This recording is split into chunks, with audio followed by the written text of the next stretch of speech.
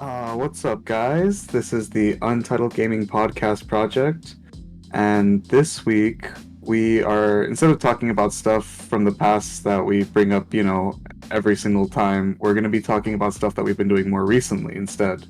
We're also going to Uh, be covering, huh?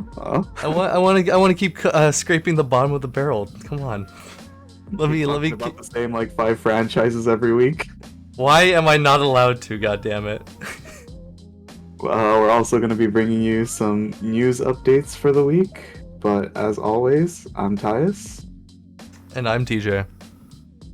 First things first, we have to talk about a very serious topic, and that is all of the allegations around Activision Blizzard that have come out this past week.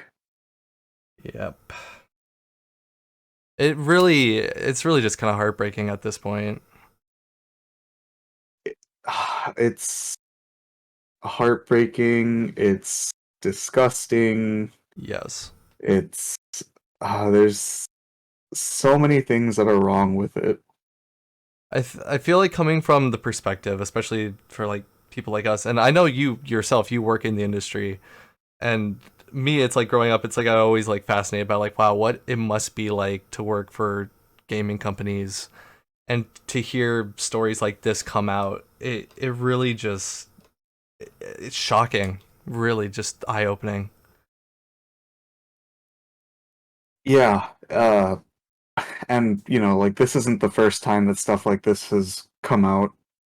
Um, and unfortunately I'm pretty sure that it won't be the last. Probably not.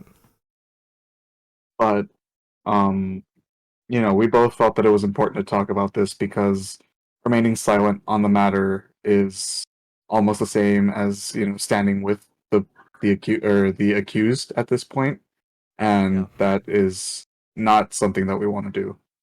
yeah. There's a lot of just stuff on social media. I've been seeing people, and I like I always want to give benefit of the doubt, but a lot of people just missing the mark and taking this like it's some like unaccredited like source or something, but it's literally the state of California like investigated the company.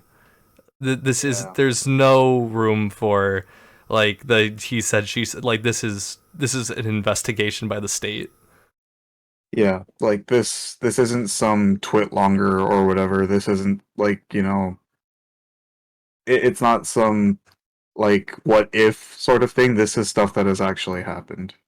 Yeah, and the some of the bizarre stuff coming just from the responses from like Blizzard, because have you been seeing like the stuff from the executives? It's been so mixed, like like from flat out like saying that they're baseless to also saying like they're fully responsible. It's so weird.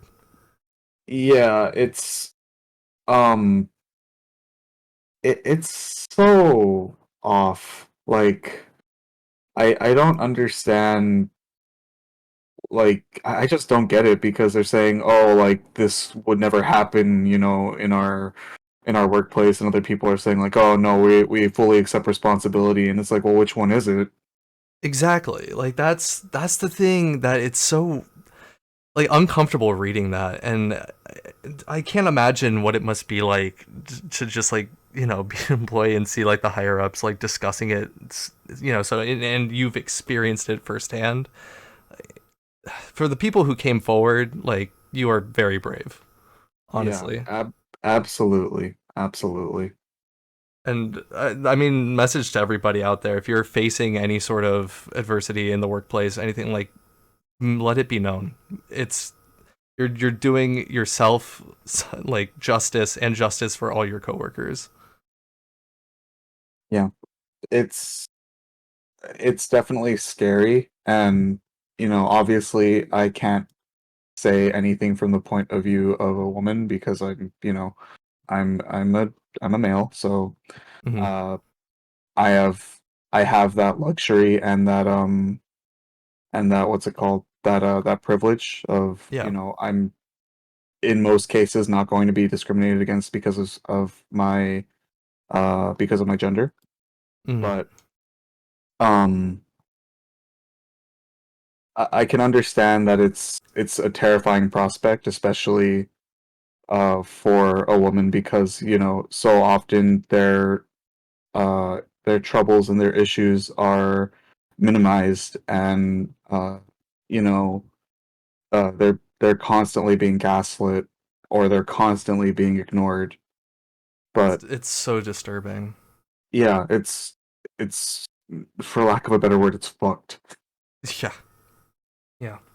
I it's just so odd to see, like, I mean, literally like a month ago, like I remember hearing like those conversations online of people being like, oh, like the Me Too movement's exaggerated, or like we've in the modern day, like people aren't really like misogynistic in the workplace. All these things are just like for show. And then like no, like No, it's that's real. absolute bullshit. Yeah. It's so fucking bullshit. Like, Yeah, people who are saying that do not know what the fuck they're talking about.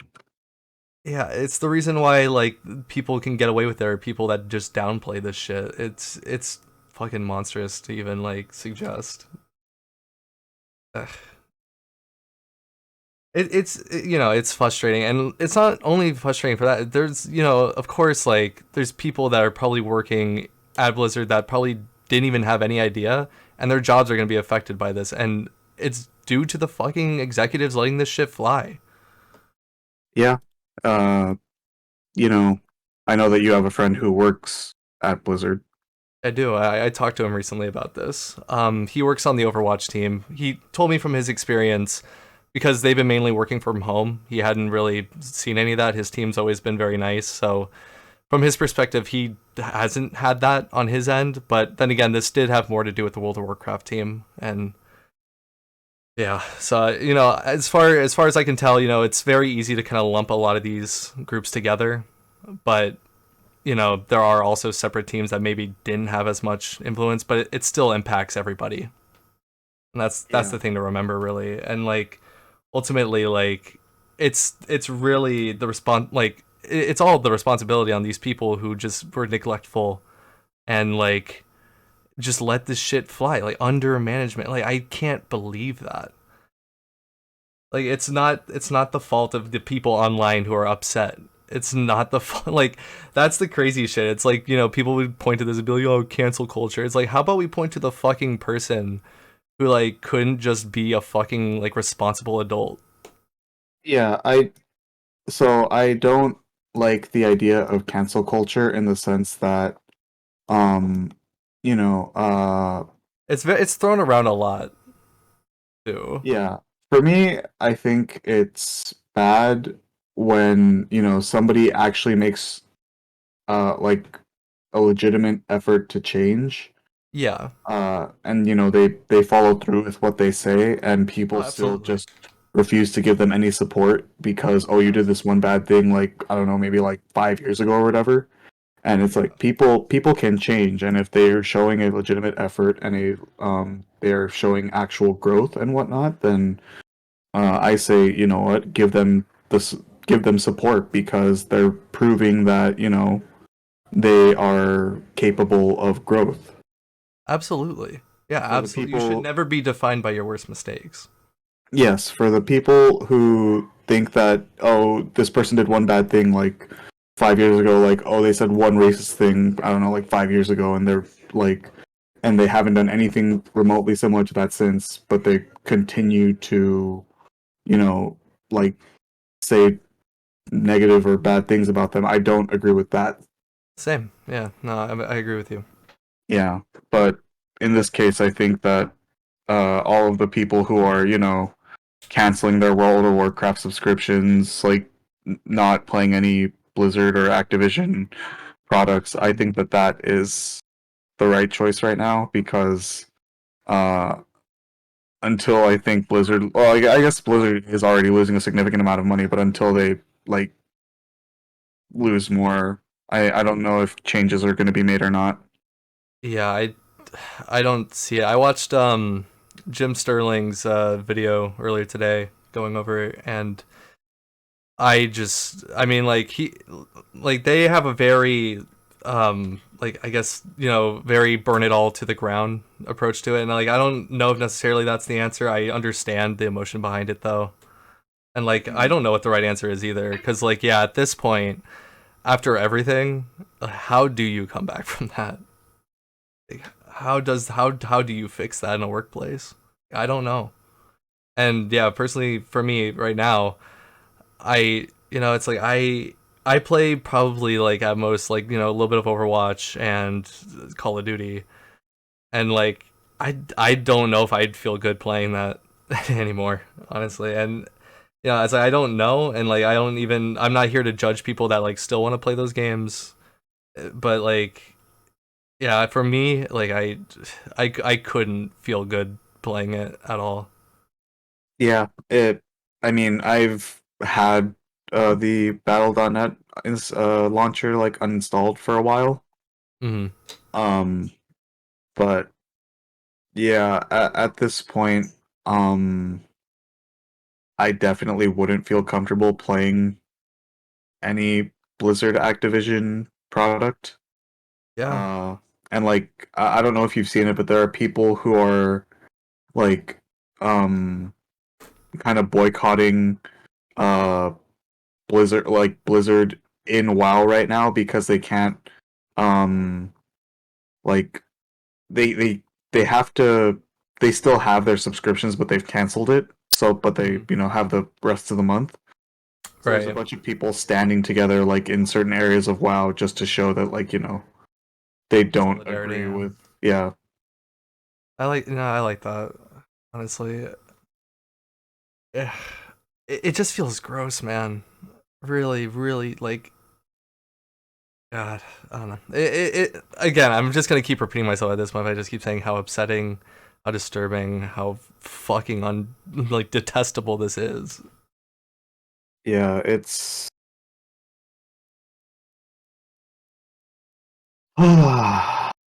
Yeah.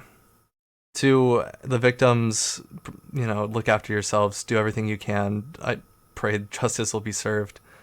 Mhm.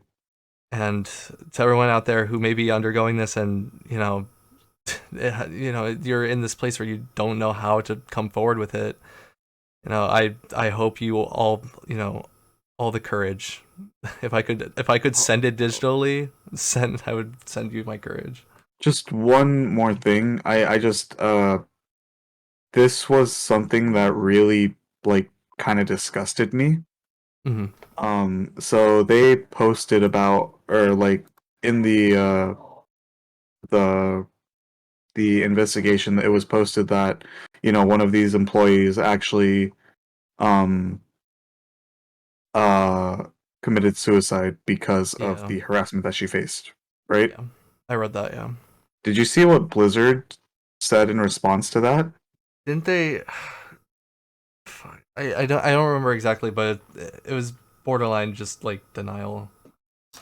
It wasn't so much Right. denial, it was more of them saying like, "Oh, we can't believe that the state of California Oh would yeah, like they like uh release that information. It hurts their families. Like yeah, like I disgusting, absolutely disgusting." fucking disgusting. I There were other things like in that. Did you read like how some women that like brought up like the harassment were like brought into meetings where they were basically told like they have to put up with it?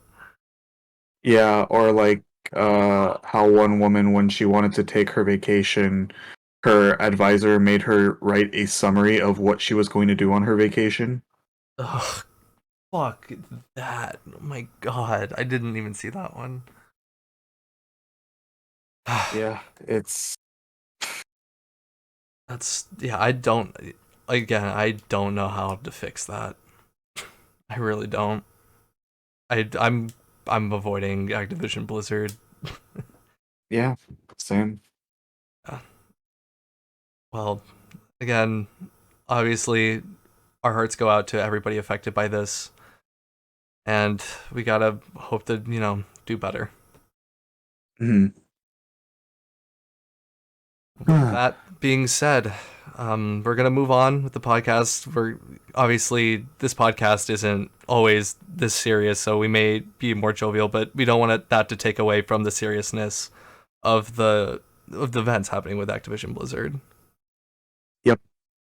So that being said, we're gonna keep going forward, but remember, guys, it's a very serious thing going on right now. Yeah, this isn't like a joking matter. This isn't something that we should be making light of. Absolutely. We wanted to put that up front. We wanted to make that be our opening with this to make sure everyone's aware. Hmm. That being said, would you want to bring forward one of your headlines, or I got a few. Yeah, so this is the one that was kind of the most interesting to me. Hmm. And it was a interview with Naoki Yoshida, the Yoshi P, the director and producer of Final Fantasy 14 and Final Fantasy 16. Oh yeah, Um, so he was talking about the dubbing of the game and like the facial capture. yeah. Um, they are actually prioritizing the English recording and English motion capture, like facial capture. Oh, And they said like I think they said the English one is about like halfway complete, uh, and the Japanese one hasn't even started yet. really? Yeah, That's interesting. yeah, it's very interesting for a Japanese game developer to do that because most of the time they match the lip flaps to Japanese as opposed to English, just because that's their primary language. Yeah, the first thing that comes to my head has always been the lip sync of Sonic Adventure 1 and 2. Yeah. God. Uh but yeah, so they have stated that they are prioritizing the English voice acting and facial recording. Uh and what is it? The they specifically said that they're using British English. Oh, so maybe they're taking a little bit of what they did with Dragon Quest XI and trying to actually like get some voice actors that can represent the setting Hmm. for like the English audience. Yeah. That's cool. I like that they're aiming for a little bit more of authenticity and taking the like Western market like a bit more seriously. Not to say it's like ever been like a thing that bothered me if like they didn't or anything like that. It's just that like you don't ever really see this. Yeah. Which to me is really cool because sometimes it is a little bit odd when you see, the lip flaps just not match up. Yeah, and not only that, but even sometimes, not all games, but certain games with the way it's directed with some voice actors is they'll be told to basically like match their lines with the lip flap. So sometimes they'll even have to like ad lib to even kind of like fit the times when the mouth is open, which really Yeah, or at gets least the some like weird results. really awkward pauses or like really Yeah, awkward readings because they have to go really fast. yeah. I mean honestly like because for the most part with most JRPGs except for I think starting with like Dragon Quest, like I'll initially just do sub because that's what I'm used to with like anime. I'm like, Uh, oh well, it's from Japan, so might as well hear it in like the native like speak.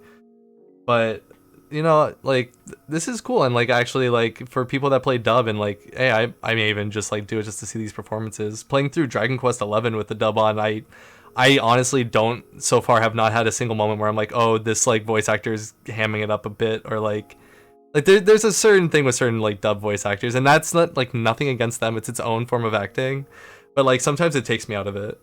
hmm Also, I do want to say this. Uh, I highly, highly recommend playing Shadowbringers with the English dub. Really? Well, I mean, I've been playing through 14 with my English dub so far. Because like for me personally, I don't like the English dub of like ARR's English dub was really rough. I was gonna say Uh, and hearing that the again English recently was dub wild. of Stormblood personally is not my favorite just because there's a lot of like Japanese words and Oh, uh interesting. the voice actors don't exactly like say things 100% correct all the time, and it kind of like it's like a little weird like language tick thing that it makes me feel a little off on.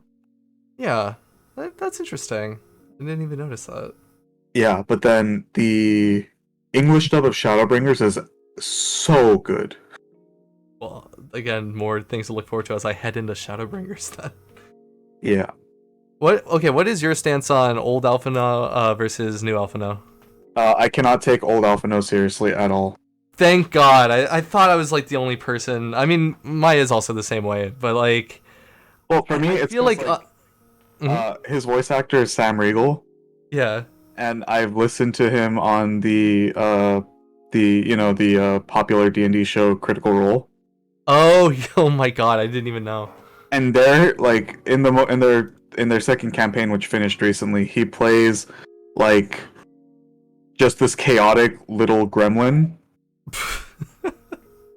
So whenever Alphino speaks, I don't hear like a wise, like 14-year-old. I just hear a gremlin trying to act wise. It's Alphino playing Alice. Let's go. But like, yeah, I mean, I guess I've always kind of like I don't think I even like really noticed because I wasn't really paying attention during A Realm Reborn. But like going back and listening to A Realm Reborn and hearing like the old Alphino voice, I'm like, oh, I wouldn't hang out with this guy. It's weird. It's very like snarky. Yeah. He can still be snarky, but like it's never like every fucking sentence out of his mouth is like, whose sassy lost child is this? Yeah, absolutely. Oh god, but yeah. Just wanted your thought on that. Anyway, yeah, I mean, I'm looking forward to Final Fantasy 16. I don't think that's a surprise to anybody listening to the podcast. I'm sure out there you guys are also probably excited. I mean, I told a friend of mine just yesterday uh if they announce like a limited edition like Final Fantasy 16 PS5 or something like that, like I will legitimately fight someone like in the store for it. Dude, yes. Like if I have to, I'll do it. I'll throw hands. I honestly, I'd be in like the state of like regret for buying my PS5 so early. Yeah, because like Should for have got me, that one. I'm like kind of taking the PS5 how I took the Switch because I think like for me the Switch is the first console that I purchased because like at least like I got the PS2 around the time that it released and the PS3 as well, but like Yeah. those were like gifts from my parents. Hmm. The Switch was the first console that I bought for myself like on release day, and Hmm. as you know and as we've talked about, there was like nothing to play when the Switch first came out aside from like Kamiko was uh, there. Kamiko was right there, Tyus. I beat Kamiko. I bought I Kamiko know. from the I original store. I know. bought it from the Japanesey store. It's so good. Yeah, it's good. It's a great game, but I had like, Breath of the Wild, Kamiko, Snake and Pass. Mario Kart 8 Deluxe, and aside Yeah. from that, there was like no games. Yeah, everyone with a day one Switch knows the games you played. Yeah. Yeah, it was like it was Mario Kart 8 Deluxe, Breath of the Wild. You played a little bit of 1-2 Switch and then it got boring. And Yes. then like you didn't play like anything else. Like there were some like like minor third party like indie games on the eShop, but it was really bare bones to start with. So bad. And like honestly, as a PS5 owner, I could say like it is I for the most part like, every now and then I'm trying to think of like the only PS5 game I really played, and that was like what, like Resident Evil 8, and that's not even like console exclusive. You could just get that on your PC. I just wanted it on PS5 because I wanted something to play on the 5 that used the hardware to its like full potential. And like Yeah. even that's like not necessarily true. Like it wasn't optimized for it specific. It was just optimized for like the hardware in general. So it's like Yeah. from the most part, what I hear is like I don't know, like the new Ratchet and Clank is probably the best game, but even then, that's like there are like 3 games to play on PS5 at this point. And right now, I'm literally just going through my PS4 backlog on my PS5. Like thinking about it, if I were to get a PS5, it's like the games that I would want to play that are on PS5 are like uh I would play DMC5 Special Edition, Hmm. which you gifted me the DLC for already, so I can already play as Virgil. Yeah. Uh, I would play like what Guilty Gear Strive for better online matches than PS4, but I already have it on Steam, which the connection is great. Yeah.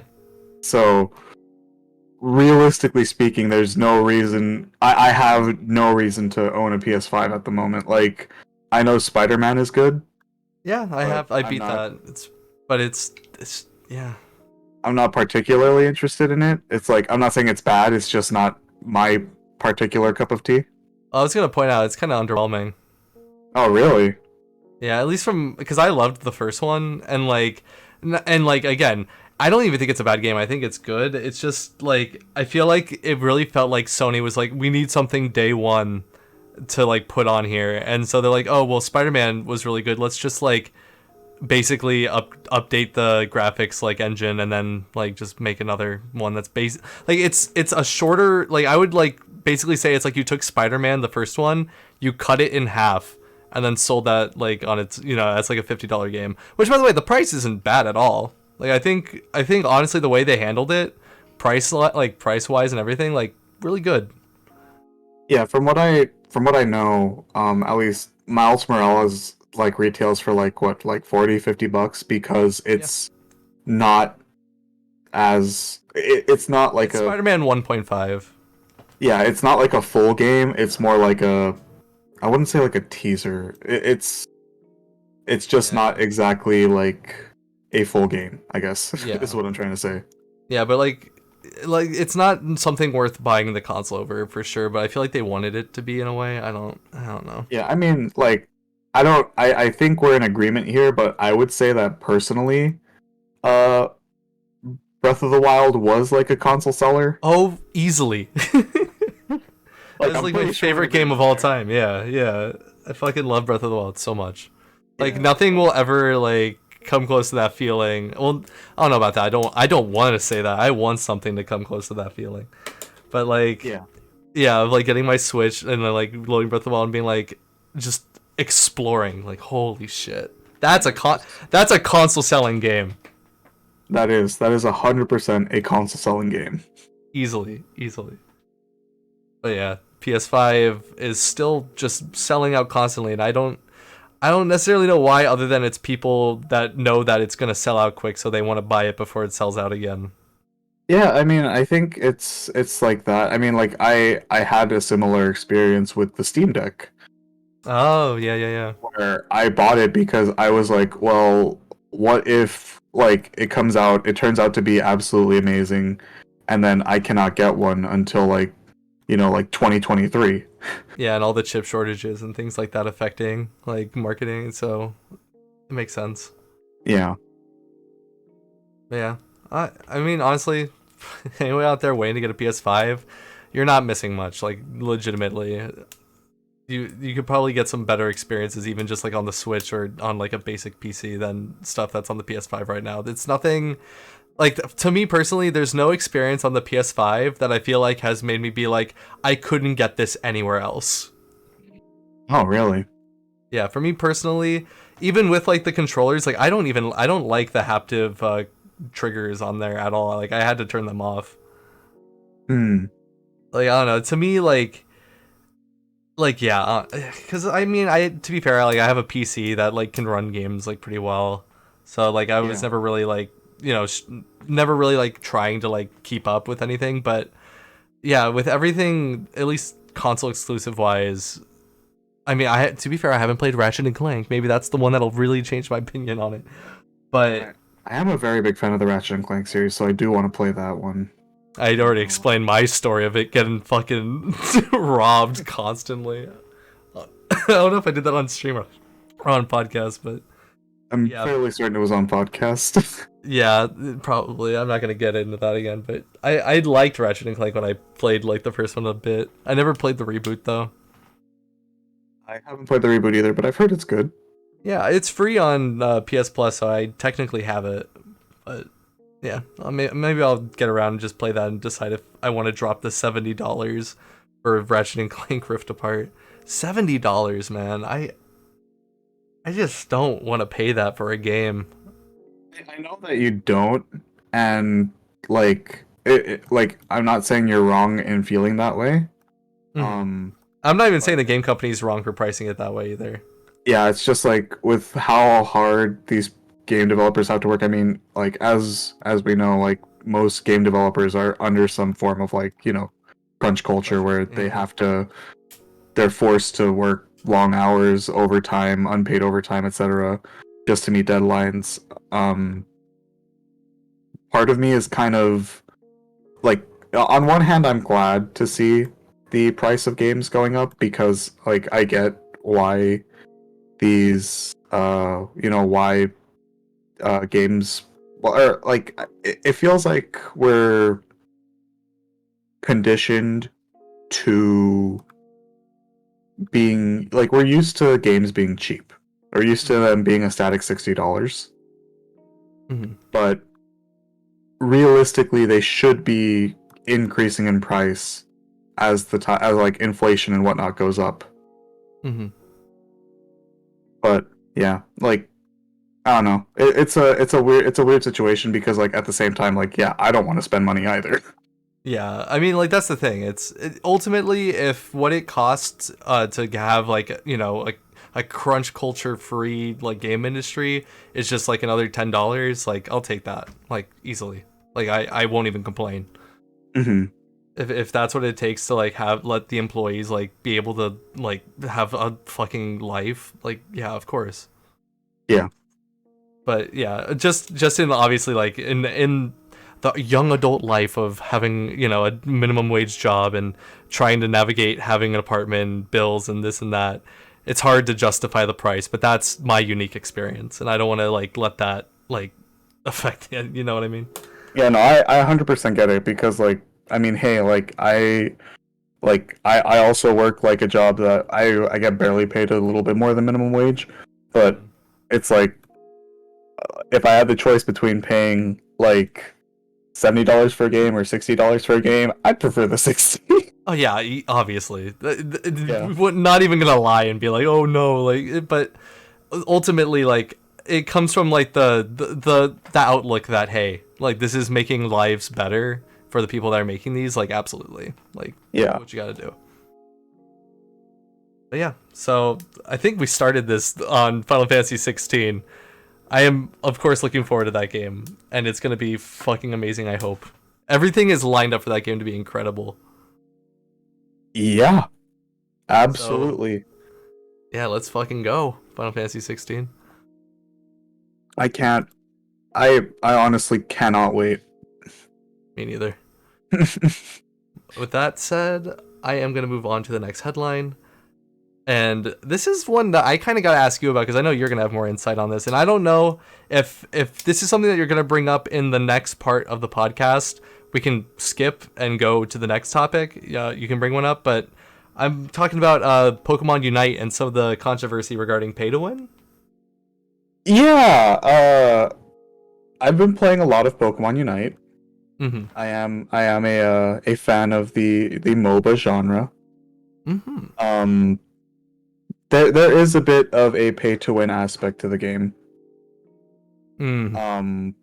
Because your Pokemon have held items, Right. and these held items, you can have up to 3 based on your level. Like once you get to, I think, like level 10, you get to equip all 3 or something like that. Yeah.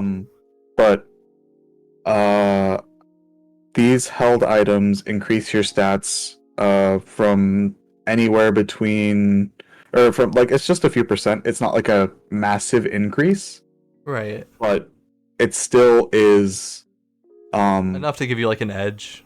yeah, it definitely gives you an edge. It definitely gives you an edge, and you have to upgrade these held items from level 1 to level 30.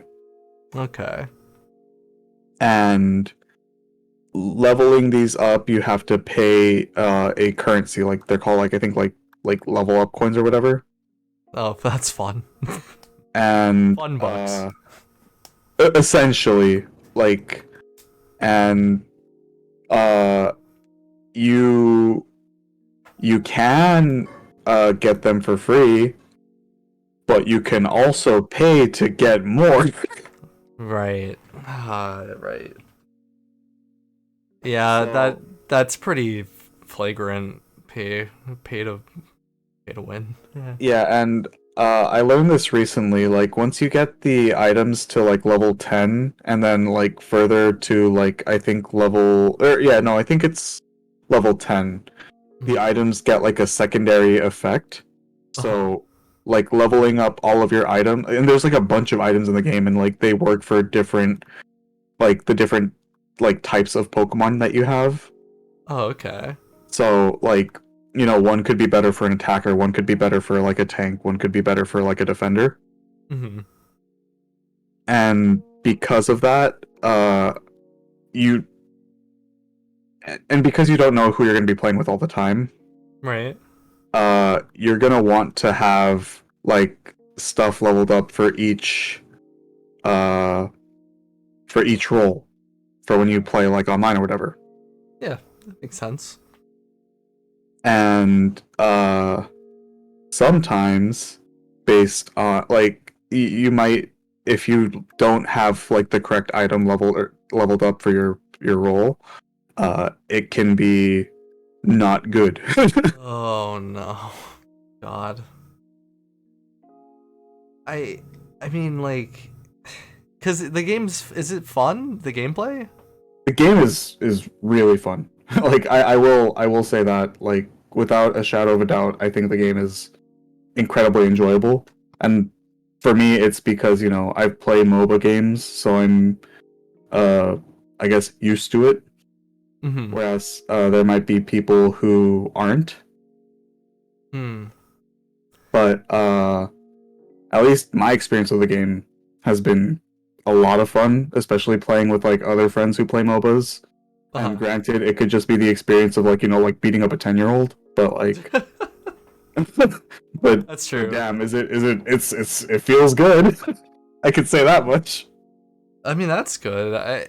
It's mainly just it's starting off on a bad foot with like a controversy like this to even start out with. I don't know why. You would think that like the games R&D like division would like, I don't know, have some sort of experience with like looking at past game launches or things like that. I feel like anytime it comes to shit like this, I always just think of Star Wars Battlefront 2 and like the launch of that Yeah, fucking game. I'm like, I thought that like whole event would have like scared any company from like doing that shit ever again. yeah, you would think. I mean, like, to be fair, like the game is owned by Tencent, which is the company that bought Oh, Riot Games. no way. Um, yeah. So it's and they also have confirmed that there's going to be like a mobile release for the game that's coming out, I That's think, in where like 2 months. the money's at right there. Yeah, yeah, that's probably where a lot of the money is going to be coming from. Hmm. So that's like that's another thing to keep in mind, I guess. Yeah, yeah. Well, I mean, I hope nothing but the best for the future development of this game. I hope maybe the developers address it in a way that, can actually not have this game just be, too clouded by controversy for anyone to get any enjoyment out of it. I mean, realistically speaking, the percentage, like, I think like the most you'll get is like a couple percent in increase. It's not like a huge difference, Hmm. but like I guess at the highest level of competition, um, it is going to make a difference just because, uh, like any slight edge will Yeah. give you, will could make the difference between winning or losing a fight. Well, yeah, I think you can attest to this too in terms of like esports. It's like you can't really. I feel like at least you can't truly have a competitive like game that does have a feature where even if it's just slightly, because like when it comes to esports, like it does come down to like even just the slightest thing, like off can affect the entire match.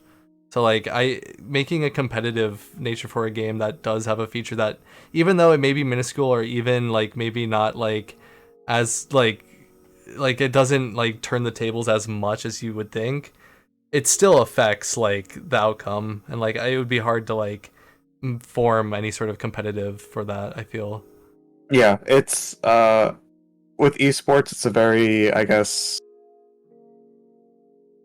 people who are interested in esports are always looking to optimize pretty much every little aspect that they can. Right. And in a situation like this where this little bit of percent actually makes a difference, uh it's going to show when people are going to be trying to optimize their builds, where it'll be like, play this Pokemon if you have this item fully leveled. If not, do this instead because like Mm-hmm. this is just what you have to work with. I And see. in some games, limitations like this have led to innovations where what some people think is the optimal strategy ends up being uh like because of a situation where maybe you can't do what is considered optimal by trying something new. You find a new way to play, like the new best option, I guess. Yeah. Yeah. No, I see what you mean. Well, But I yeah, it's very nonetheless. weird. Like, I guess at the point where I'm at in the game right now, uh it doesn't seem like the difference in held items is that huge, Mm-hmm. but I can see it being more of an issue the further into the ranks you go. I see. Well, yeah. I mean, either way, it's gonna be really interesting to see where the game goes. Honestly, it's still in its infancy, so honestly, nowhere to go from up is the attitude I want to have on that. Yeah, yeah, Yeah. Ultimately, yeah. Pokemon Unite. Uh, do good. That's all I can say. yeah. Uh, Yeah, hit me with one of yours. yeah. So the next thing that I have is this is an interview with IGN and Valve. Uh huh. Apparently, Valve has said that it hasn't found a game that the Steam Deck cannot handle. Well, to be fair, what do they mean by handle though? Uh, I'm not entirely sure. Um, they did say though that they consider that 30 FPS is like literally like the bottom barrel of what is considered playable for them. Well, that's good. I mean, I would generally agree with that. So this assumedly means that um the games that they are running are going at least at 30 FPS.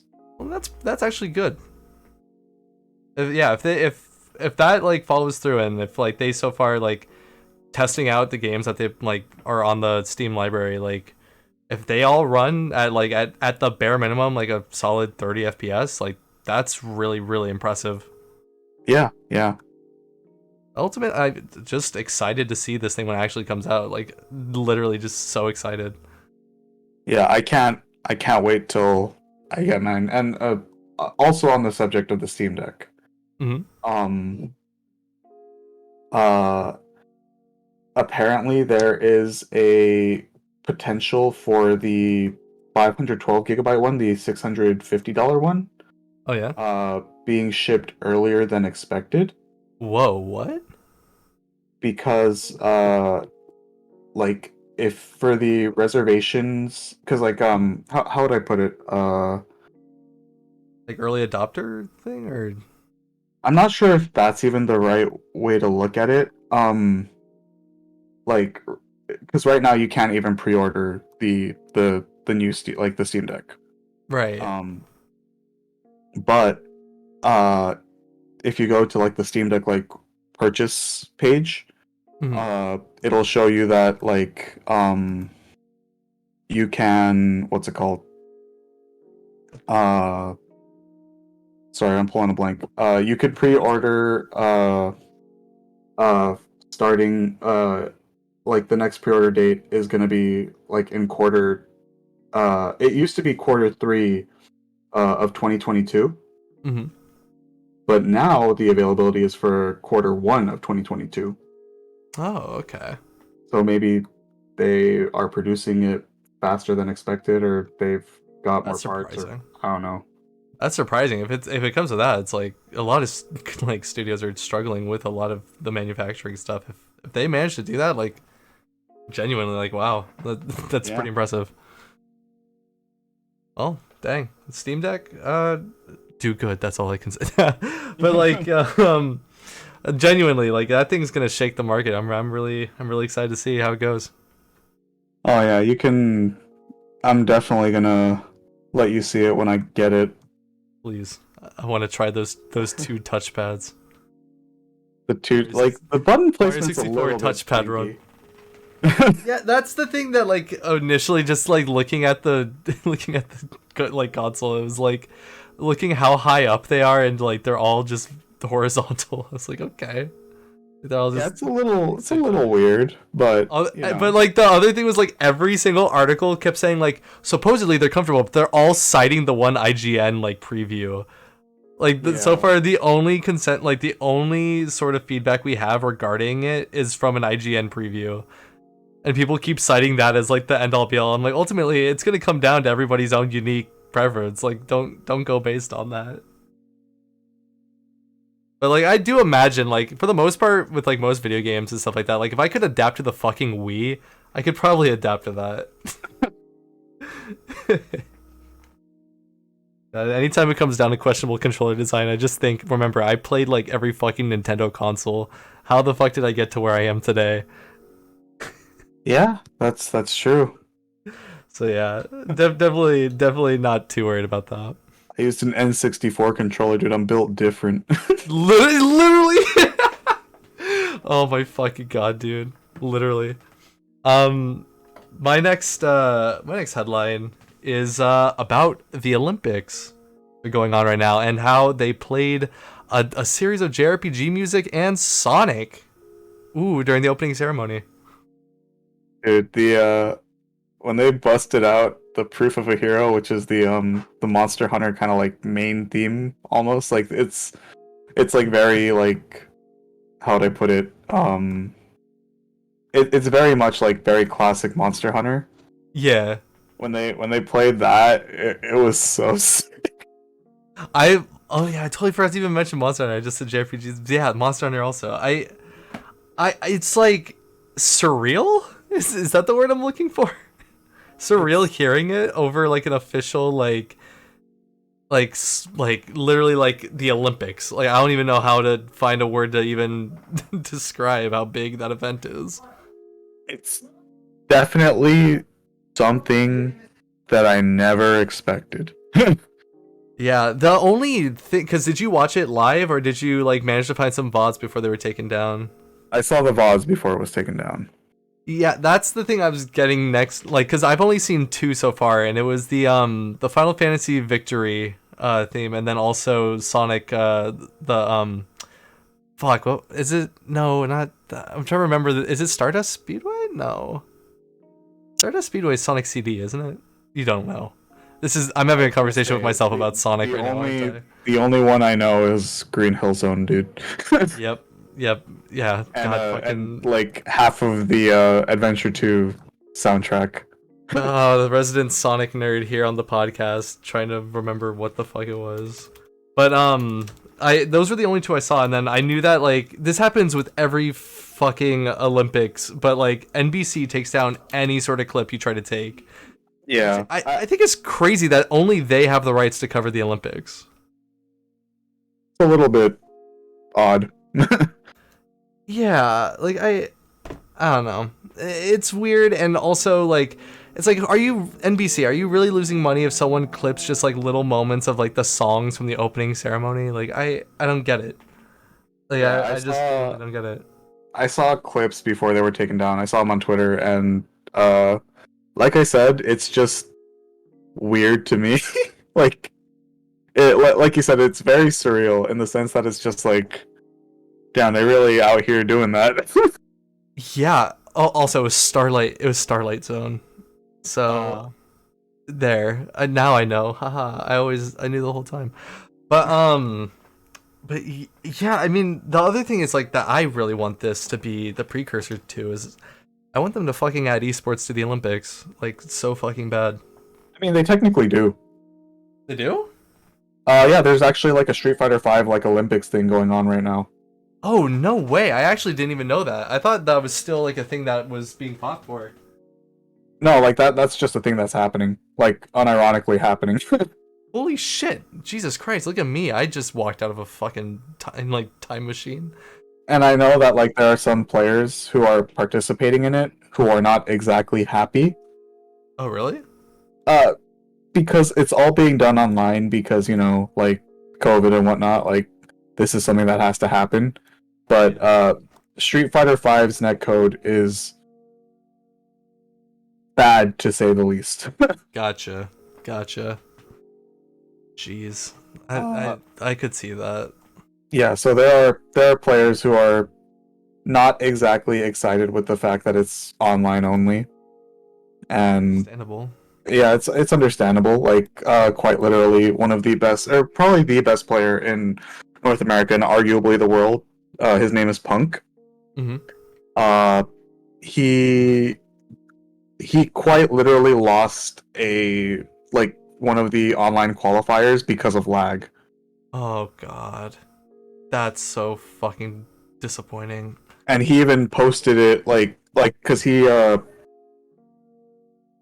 was talking with the dude who beat him, Idom, who is like probably like the second best player in North America, Mm-hmm. and he's like my combo literally dropped because of lag, and he was like, yeah, I'll admit I won because of lag, but like he's still taking the win because it's a win. Yeah. Like I see that too. But jeez, man. Like I don't even know if I'd feel good winning like that. Like, I Yeah, don't know, like I wouldn't be able, at least I wouldn't like brag about it really. I'd just be like, oh yeah. Like I guess I won that year. I don't know. Uh it, it it's I don't know how, like, cuz how are they doing the other in-person sports? I feel like gaming wouldn't be that like hard to do in person compared to all the other ones. I do not know. Yeah. I don't know. It was just cool to see the music being played and taken seriously. I genuinely, like, for the people that like don't even know, like, did they think that those are like like classical traditional like Japanese like songs being played or something, or like songs from like the nations? Like, people that weren't in the know about the music being played, did they totally get like pulled one over? I have no clue. And that'd be like really interesting from like the perspective, like, because they probably wouldn't even notice. They're probably just like, oh, it's a nice song. Oh, this is an interesting song. Very, very, very grand. No Mario though. If they played maybe that's why. If they played Mario, they would have known. Wait a minute. That's that Loki. Italian feller. I mean, to be fair though, also like they're in Japan. It's the Japanese Olympics. Playing that music is going to be instantly recognizable to like everybody, like in attendance. But like in America, like where those games aren't as big, I feel like it was probably not as. I don't know. They don't care. Like, it's the Olympics. They're not like gearing it towards anybody. Yeah. Yeah, it was just really cool to see. Oh yeah, absolutely. Yeah, but yeah, hit me with if you got another. I actually don't. Yeah, I got like one more, but like it's honestly not something worth talking long about, and it's literally, I'll just say it and then we can move on. Fucking Yuji Naka, the Sonic team, they said the Sonic game was announced too early. Probably. Anyway, when haven't they done that? Said it was announced too early. Yeah, they're now like they're backtracking and being like, oh, maybe we announced this too early. It's coming in 2022. Uh-huh. I like, bro, I'm so fucking done, Sonic Team. Like, just give it up. I don't know anymore. Jesus Christ. If there's still passion in there, I'm looking forward to see what's coming. But like, when you say shit, when you do shit like this, like, it really does not vote a good confidence under that. This was the decision that you made when you chose to be a Sonic fan. I had no choice. I saw Sonic Adventure 2 battle, and I was immediately just indoctrinated. Oh god. Anyway, yep, that's the news. I'm for the topic. Yeah, so this week, instead of talking about, whatever stuff that we've been playing for whoever knows how long, we decided that we would be talking about just stuff that we've been playing recently. Probably we're going to try to avoid stuff that we've brought up before. Like, Yeah. just because we want to, just catch up on, I guess, like gaming topics. Because I feel like recently a lot of what we've been doing has just been stuff in the past. Oh yeah. Which, again, nothing wrong with that, because I mean, I love old games. I collect old games as a hobby. Me too. But Wow. We have so much in common. We should start a podcast. oh, dude, that sounds like a great idea. Holy shit. Let's go. But yeah, so is there, and we're also going to be talking about stuff that we're excited for that is coming out soon, or Yes. like has been announced, I guess. Just Yeah. stuff in that realm, I guess. Yep. That So is true. is there anything that is new that is on your mind in particular? I kind of want to go over something I've been playing recently, and it's kind of been giving me some thoughts Oh, about go ahead. the franchise in general. I've been playing since I'm done with Resident Evil. I'm kind of just going down my backlist, and I've been playing the Link's Awakening remake a bit Mm-hmm. more. And first off, I just want to say, because like I feel like I might start getting a little negative on this, but like I honestly love it. I think it's probably the best way to go back and play it for me personally. Although like it's still a solid experience even on the Game Boy. Link's Awakening is a great game. So I want to just say that off the bat. That being said, I there's this part of me that after playing like A Link Between Worlds, I feel like this was a step back. Really? Yeah, and like I again like it's also a remake of a Game Boy game, so like it's it's different from like I guess to be fair they're both handheld games, but like a Link Between Worlds was made at a time where a handheld game could be basically like on the same playing field as a console game. I mean, realistically, Link Between Worlds was probably one of my like top Zelda games for a while Yeah, because it was it's just so that good. good. It's such a solid game, and it was my like introduction to top-down Zelda because I had always like had the ability to play Link to the Past and like the original, and I have a Link to the Past like on the SNES Classic. I have the cartridge, but like I just could never really get into it. Uh huh. Like, I don't know why, and like maybe it's because I'm so used to like 3D Zelda. It's a lot easier to kind of like be immersed in the world because of the 3D graphics. I'm not sure if that's what it is, and that's kind of like my barrier to entry because I could play other like SNES games, no problem. Even like JRPGs and stuff with like a lot of reading and that are top down the same way, and like I don't have a problem. But A Link to the Past has always been one that was like difficult, but A Link Between Worlds was like just like so easy to pick up and be like, oh yeah, this just feels good. I have a clear understanding of how like my limitations of gameplay are. Like I'm within my own skill set. The amount of openness and choice it allows you with like getting the items, like you could just rent them or buy them up like from the start. Hmm. Like that shit was so good. And like again, I'm basically like I feel like that this comes down to, and my argument on this is it's just basically me comparing a game that was made like almost like 20 years ago compared to like a game that was made less like 8 years ago, or probably less. I don't know when Link's Awakening came out off the top of my head. Or not Link's Awakening, Link Between Between Worlds. Worlds. Yeah, Uh, Link Between Worlds. I want to say it came out like maybe 2014, 7 or 8 2015. years ago. Yeah. Yeah, but yeah, I just like I don't know going through because I think it's the same team that did it, and it's like top down Zelda, and like the way Link controls, like I wished was a bit more like a Link Between Worlds, where it was more like with the C stick, like your movement was very kind of like smoothly geared and turning. But with this one, you have like the 8 directional like snap to that direction with the control stick, and like again, it works. Like honestly, like all these are. When I'm saying this, like I fucking don't want to come off like I'm hating this game. It's totally nitpicky, but like I just want to like say like I hope for any top-down Zelda game coming after this, like I hope it does take more from the Link Between Worlds model. And like I wonder also, like would people have been upset if like they tried to like stray away from like remaking it like the game feel wise too? If it played more like a Link Between Worlds, would people say, well, this isn't Link's Awakening anymore, it just feels like a Link Between Worlds 2? Because like Don't know. Because like that's what I'm trying to figure out is like, did I go into this expecting a Link Between Worlds 2, even though it never in any way said it was? Like, I'm trying to figure out where my disconnect comes from. No, I think you're valid in your criticism because I've heard that a lot.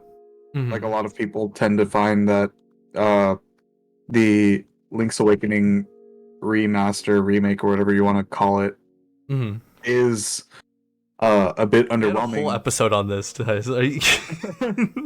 We still don't know what it is. Anyways, like, It's underwhelming because you know, like they wanted a new Zelda game as opposed to a old Zelda game just made to look pretty. yeah, but even then, like, I love the fucking art style so much. Like, I pre-ordered the amiibo the minute like it was available. Just I love that like toy like top down like model aesthetic.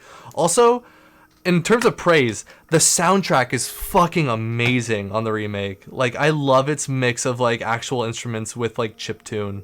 It's not even exactly the sound font of the Game Boy, but like the sound font that they are using with their synth is like it's so good. Like, Jesus Christ, the I've never like I'm not actually I'm sure I have heard mixes like that are good, but like the mix of artificial and like the like live instrument like work in this game are so fucking god tier. Hmm. Like, I don't know, I really love the soundtrack from Link's Awakening so far going through it. Oh And yeah, yeah, dude. even like even just like what's it called, the graphics and stuff like that as it's just been so charming. And coming from like, because like the only way I played Link's Awakening before this was on the 3DS eShop. I got Hmm. the DX version that way. And like I did at the time, like I remember because I never beat it, but like I got far in it. I think I got to like the color dungeon. Hmm. And I just remember like being surprised at just how like easy it was to navigate that game, even though it was a handheld. Yeah, it's really well designed as a like for being such an old game. Yeah, like being the forerunner of like handheld like Zelda games, really like it translates like fucking so well. Hmm. And honestly, like if they were to do the rumored, and I again this is so fucking rumored, I don't even think it's true that this is being worked on. But if they did the Oracle games remade in the same like engine, I honestly would think it would be really good. Like, I'd still really enjoy it. Have you ever played the Oracle games? I own them, and I've started them briefly, and then did not. They did not finish them at all.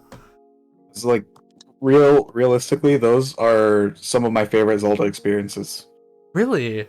And it could be just because of nostalgia reasons, because I did play those games.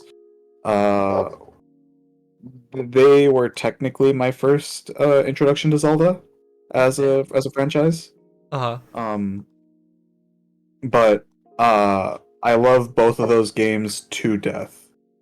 Dang. Like just the amount of like the differences between them are just super cool because like one is more kind of combat focused, the other one is more um like puzzle focused. Yeah.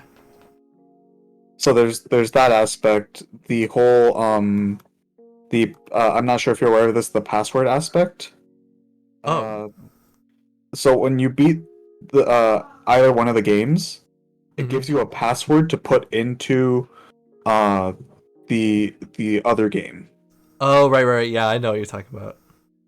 And by putting in this password, it will it makes it so that the first one that you played is technically the first one in like the story. Hmm. So the characters in the second one will be talking about stuff that you did in the first game. That's so fucking cool. Yeah, and like you'll also get like bonus NPCs from like the first game. There'll be there's all sorts of little like Easter eggs and whatnot. Uh, It's really just like one of my favorite kind of like systems it's for how they surprising did to it. have that much depth on like a Game Boy game too. Well, Game Boy Color, but still. Yeah. I got it as a hand me down from my cousin, both cartridges, and like I just remember being like really impressed. I was like, wow, like it's like two games in one.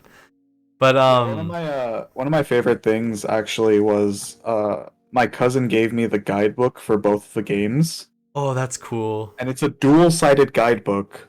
No So way. one half is the Oracle of Ages walkthrough, and then if you turn it upside down and flip it around, the other half is the Oracle of Seasons walkthrough. Bro, that's so fucking cool. What the hell? Yeah, that is to this day my favorite like strategy guide. Let me see if I can find a picture of it. Yeah, dude, I gotta see that. That's so fucking cool. I remember like what's it called? I my only experience with the Oracle games is I read the manga. Oh, the manga's really good. I mean, Yeah. I'm a big fan of the manga. I've read all the Legend of Zelda manga. I haven't read Twilight Princess though. Oh, I Although need from to- what I hear, the Twilight Princess manga has been good. This is from ZeldaDungeon.com That's a great resource. I like them.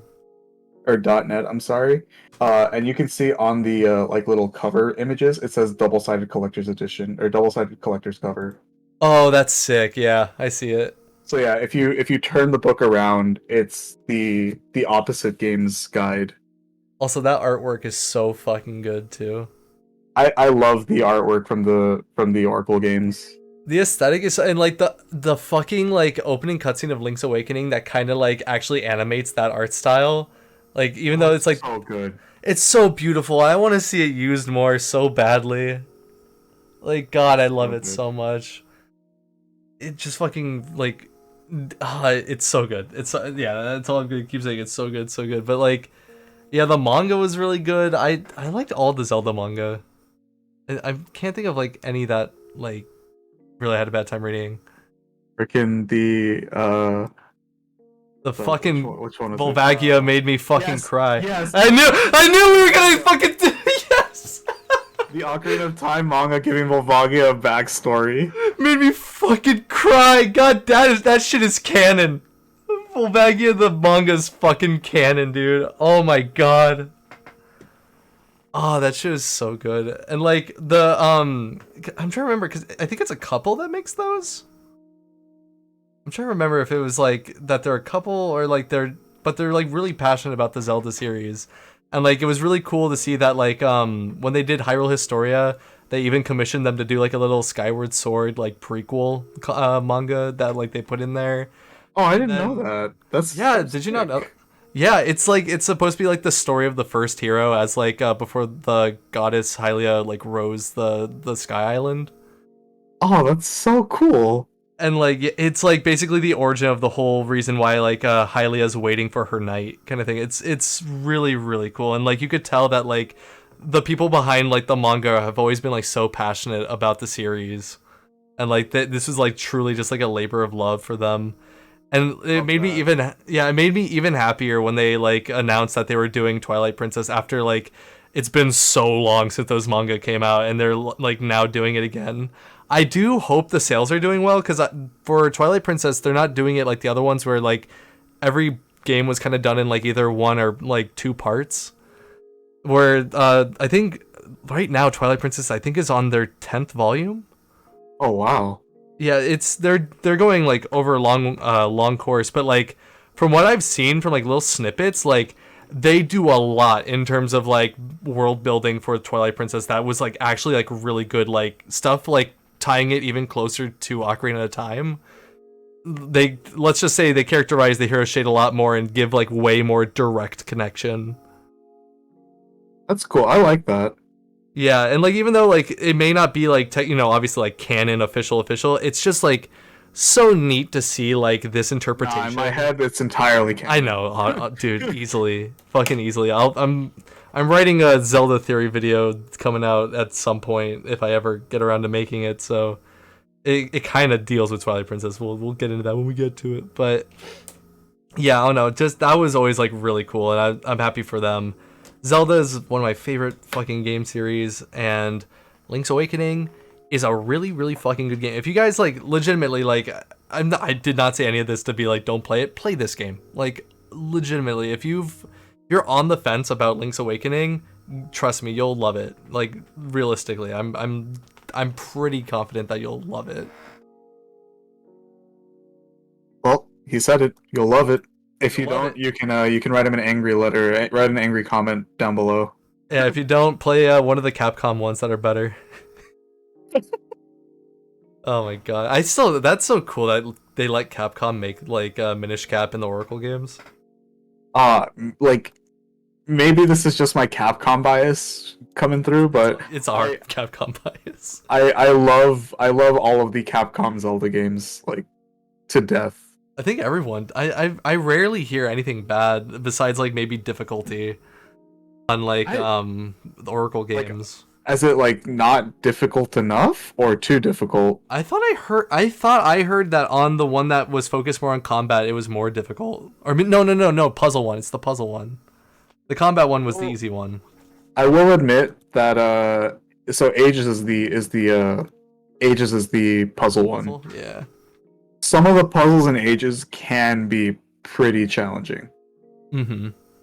But I don't know, as a kid whenever I solved it, I felt like damn, I earned this key. Yeah. Well, I mean, yeah, that makes sense. I'm the kid that couldn't even get out of the fucking Kokiri forest, so like I probably would have just fucking broke my Game Boy. But yeah, so that's my first thing that I've been playing. Okay, so for me, as was brought up earlier, I've been playing a lot of Pokemon Unite. Oh, uh, you. yes, I have, and the game is really sick. And I apologize for not streaming it. But So you many of know, us waiting. like working tires me out, and I don't have it in me to like keep talking like on stream if I were to stream it. But Me too. I totally get it. I will I'm making a promise that I'm gonna try to stream it at least like maybe once this week. I'm gonna try really hard, but um the game is very very fun. It's a MOBA, which for those who don't know, it's a multiplayer online battle arena game. It's 5v5, similar to League of Legends, Dota 2, games like that.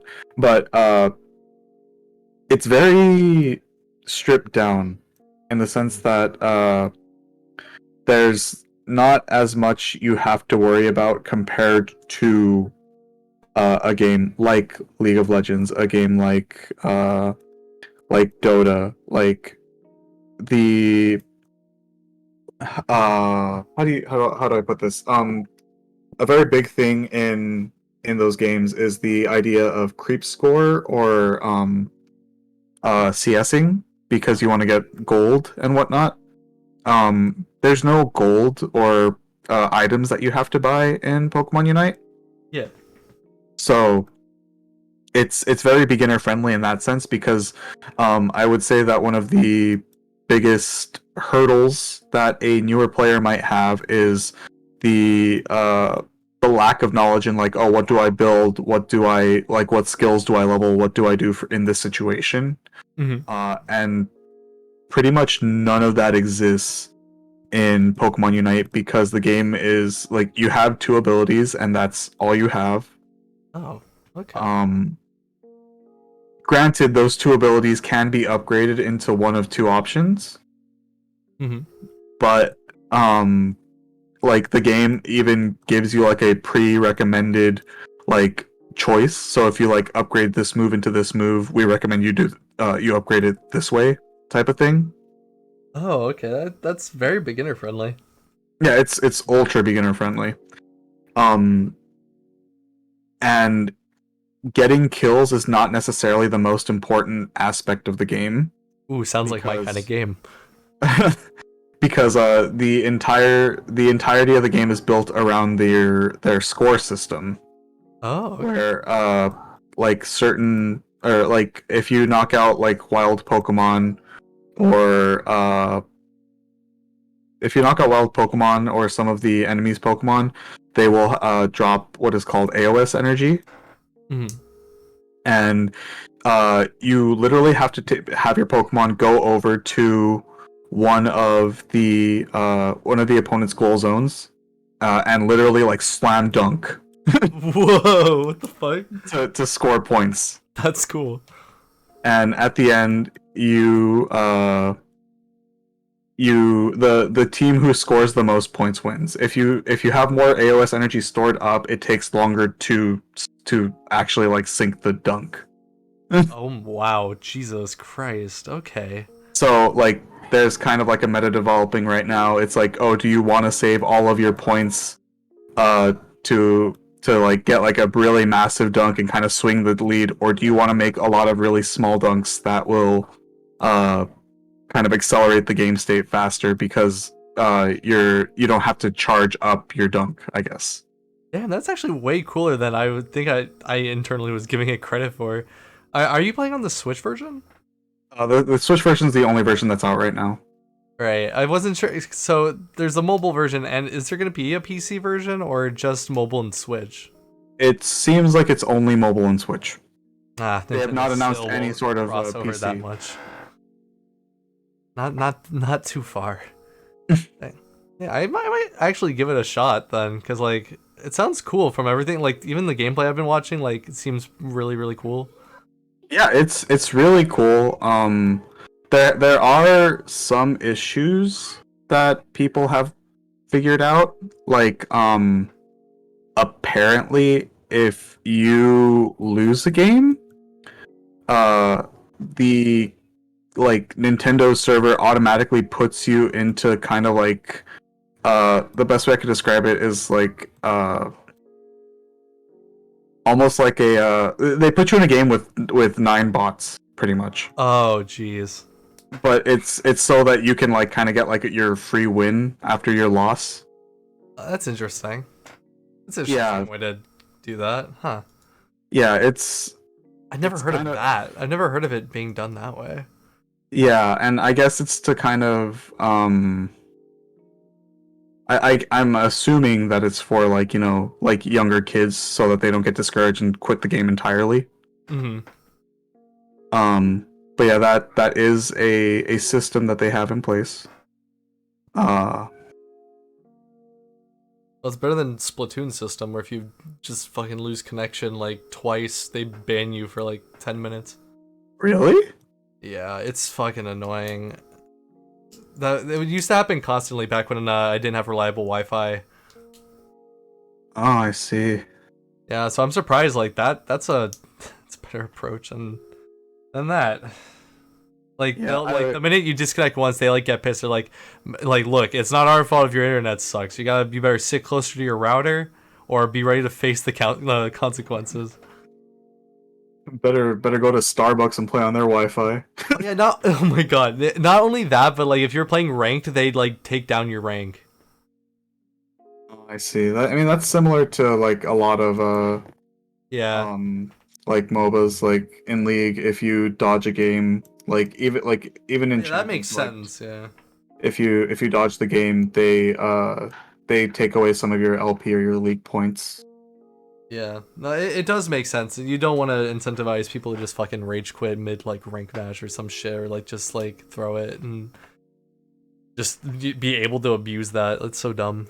Well, the thing is, a lot of people actually do abuse it Oh, that's because no, like because when you lose LP from a ranked game, you're losing roughly like 15 to 20 LP. uh-huh. But if you dodge in Champion Select, you only lose like 5 or 6 LP. Oh.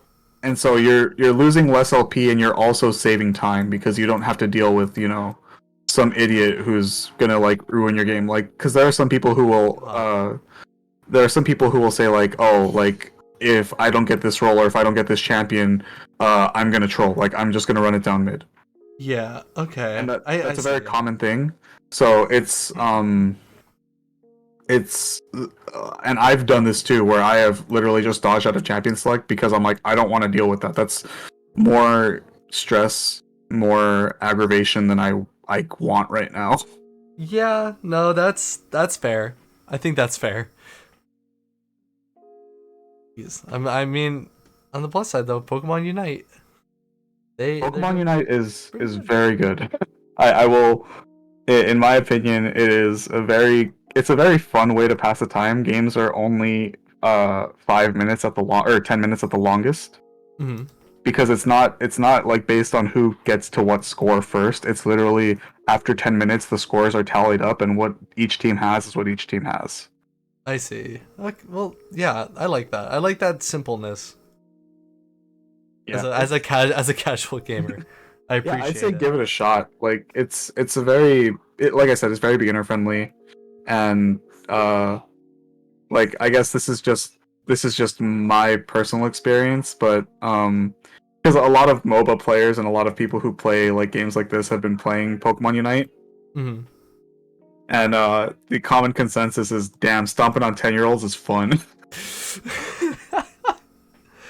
Damn, I honestly, if I get into it, like, and if this is like my gateway to like MOBA, like the genre in general, like, that'll be really cool. I've had some people who have started playing the game, and they're like, "Oh my god, like, is this why you play League of Legends? Like, is this like my gateway drug into it?" And I'm like, I mean, if you want to. Yeah, maybe. I guess. Uh, yeah, you know, I'll give it a shot. I'll give it a shot. The old college try. Give the old college try. Yeah. Anyway, was there anything else you wanted to say? Uh,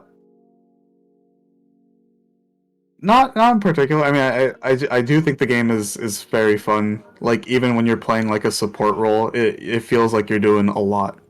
Hmm. Well, I appreciate games like that because I typically end up being support roles. Yeah, like so I'm forced into that position a lot. Like when I play League, uh, Hmm. I get forced into the jungle position, which is, in my opinion, it can feel very bad to play jungle. Oh, I see. But and like in the jungle, I generally play tank for my team because like uh we have a lot of people who like to play the more aggressive carry roles and whatnot. Hmm. And a lot of times I will end up feeling like, damn, I don't like playing tanks because it's very boring and very like I feel like I'm not doing a lot. Hmm.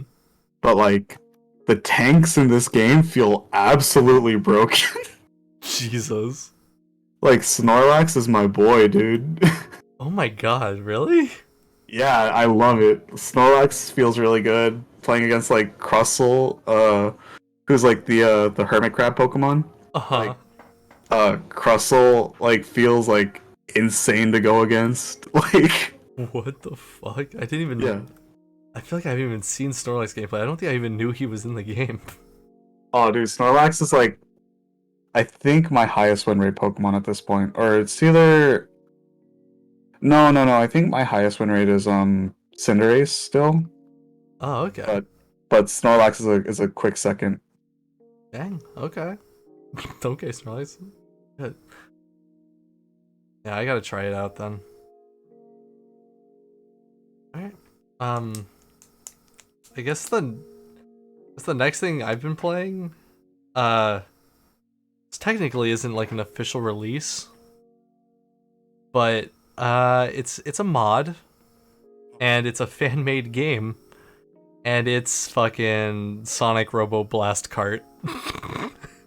Oh, I think I know what that is. That the like kind of like Mario Kart esque like Sonic game. Yeah, it's on the Doom engine. Yeah, I've seen that, and I've seen like people mod their own characters in and whatnot.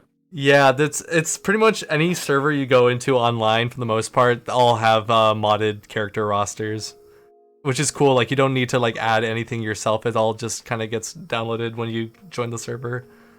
It's cool. Yeah, like I honestly like because I love racing games. I feel like I never really like talk about it that much. It's usually just go-karting ones. I don't like just kind of like here's a real car and here's like a countryside, go have fun like driving in circles. It's like I don't know, that never really does it for me. I hear Forza's a bit more exciting, but I still just I tend to stay away from that. The closest I ever came to playing a game like that was fun was probably Midnight Club LA. Oh, for me, one of the first games that I remember owning on PlayStation 1 Hmm. was Gran Turismo 3. Oh. Gran Turismo Like 3 might. specifically the third one. That's I think it was Gran Turismo 3. Let me double yeah, let yeah, me yeah. double check that. I have a But friend I'm that pretty was like sure. all in on the Gran Turismo series. I remember like he tried to convince me because I think it was in 4. This is the one on the PS3. There's like a go kart track and like go kart. So he's like, "Look, you can have fun in this game too." I was like, "This isn't Mario No, Kart." it was Gran Turismo 2, and like part of me Ah, enjoyed it, and the other part of me was like, I would rather be playing Mario Kart.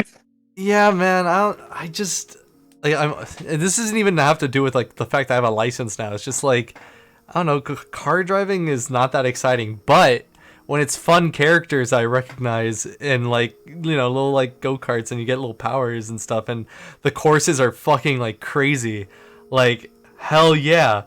And to be real, like, and I see a lot of sentiment like this on Twitter. I am kind of in that same camp of a lot of people feeling the absence of the Mario Kart series right now Hmm. because like the closest to a new Mario Kart we've got is either the Mario Kart The gotcha Live game. or yeah, literally the gotcha game. And like yeah, and like Mario Kart 8 Deluxe is a fucking great Mario Kart game. Like I love Mario Kart 8 Deluxe. The presentation of that game is incredible. The course layout and like the just like little like world building like tweaks in there and shit. Like there's so much good shit about Mario Kart 8. But like god, it's been so good playing Mario Kart 8 for like almost 10 years. Like Yeah. like Jesus Christ. And like again, it's a great game, but like I really do hope Nintendo is making another Mario Kart entry, even though like they never usually do two Mario Kart like entries in one console generation. However, Mario Kart 8 isn't a new game, so maybe this will be fine. I'm not sure how they'll tackle it, Yeah, I but would classify Mario Kart 8 as more of like a remaster. I guess is that the correct term? Yeah, like remaster where it's like essentially the same game ported over, but you get like bonus feature. Yeah, yeah. Maybe like upscaled a bit graphics wise.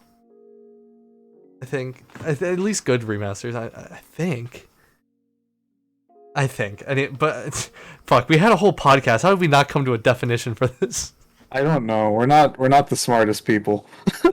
Looking back at my notes, trying to find that episode, like, what did we did we come up with that? Did I just write in big letters like, what is a remake? What is a remaster? Like, please.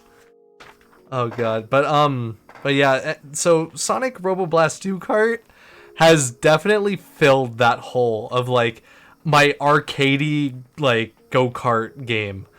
Hmm. I've never felt like something recapture that feeling of like the arcadiness. I could literally just like before I go to work or something, or if I just got like a minute to spare, just like sit down, do a few races, and then go about my day. Like there's no like real any sort of like what's the thing like anything to maintain in terms of like a leaderboard or anything like the to unlock. Everything is just there. If you just want to go on and like play a few races with people, there you go. The only thing I think that may be a little tricky is just that like the people that are like really good right now in that game Are like are really fucking good. so fucking good. Like fucking incredibly good because there is a bit of a learning curve to it because it does not control like Mario Kart exactly. It's a bit looser. It's a bit looser and in my opinion like I've gotten used to it and I like it a bit more just cuz it's faster. But like it takes a long time to get used to and especially because like all courses have like meta shortcuts that like you probably just starting are not going to know about but like everybody online does. I see. So the only that's like really the only barrier to entry are like the people that have been playing this whole time and can just do these courses with their fucking eyes closed. Like I don't see like at least from my experience I don't see really any like hacking or like any sort of like anything that way. The community is pretty good. But yeah, just in terms of like skill, the people that are fucking good like you'll know. You'll know when you fucking see them. It's just See. there's nothing quite like playing as Kermit the Frog racing Mario and Luigi on top of each other's shoulders and like racing in like a McDonald's parking lot. Like it's so good. sounds like quite the experience.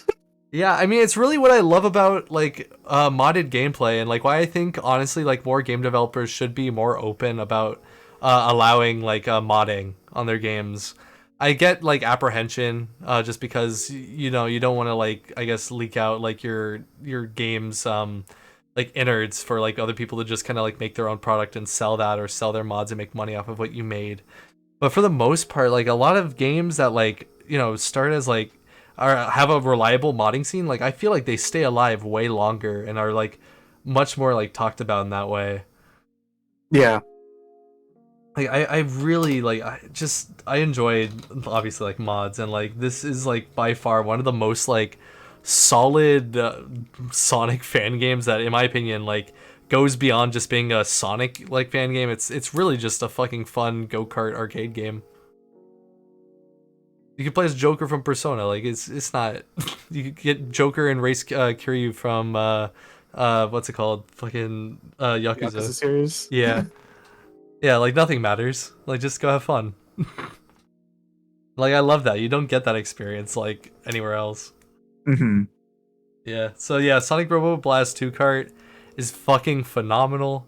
It's free. Go. You just gotta download literally the launcher from the Sonic Robo Blast 2, which by the way, Sonic Robo Blast 2 is a totally separate game. That's a fan game, Sonic fan game, and it's that one's also fucking incredible. But that's the story for another time. I'm talking about the go-kart game, and it's just so good. I love it. Nice, Anyway, nice. yeah, hit me with another one of you. All right, so for me, a game that I've been playing a lot recently is Monster Hunter Stories 2. Ooh, shit! I forgot that came out. Yeah, I got it on release day, and it's a mix of being busy and just having like other games in my backlog that I haven't really had time to play it. Hmm. But I've been playing through it recently, and uh, it is a really good experience. I will say that if you're playing on Switch, there are some uh, pretty noticeable frame drops. Oh, geez, really? Yeah, like that's like probably like the one thing about it that like I'm not the biggest fan of. Hmm. But aside from that, it's just a whole lot of because like I was a huge fan of the first Monster Hunter Stories. Right. Um, and this game feels almost like it's a sequel done in the best possible way, I see. in my opinion. Like they fix a lot of the issues that the first one had, Hmm. in terms of like kind of like the end game when you're like crafting like your because they're called monsties, not monsters. Like Yeah. because they're your monster besties, but Monsties. uh like there were some issues kind of for like late game players in terms of uh there's kind of like a whole, how would I put it, um there's a like a almost Pokemon-esque sort of end game to it where you can like essentially like do like Monster Hunter eugenics to make like the strongest Oh, version. okay. Yeah, yeah. It's like, is it? I guess not quite EV training, but like same kind of monotonous idea. Not exactly. I would say it's definitely it's more forward than EV training ever was. Oh, well, gee, that's good. Essentially, like every monster has like a 9 by 9 or a 3 by 3 grid. Mm-hmm.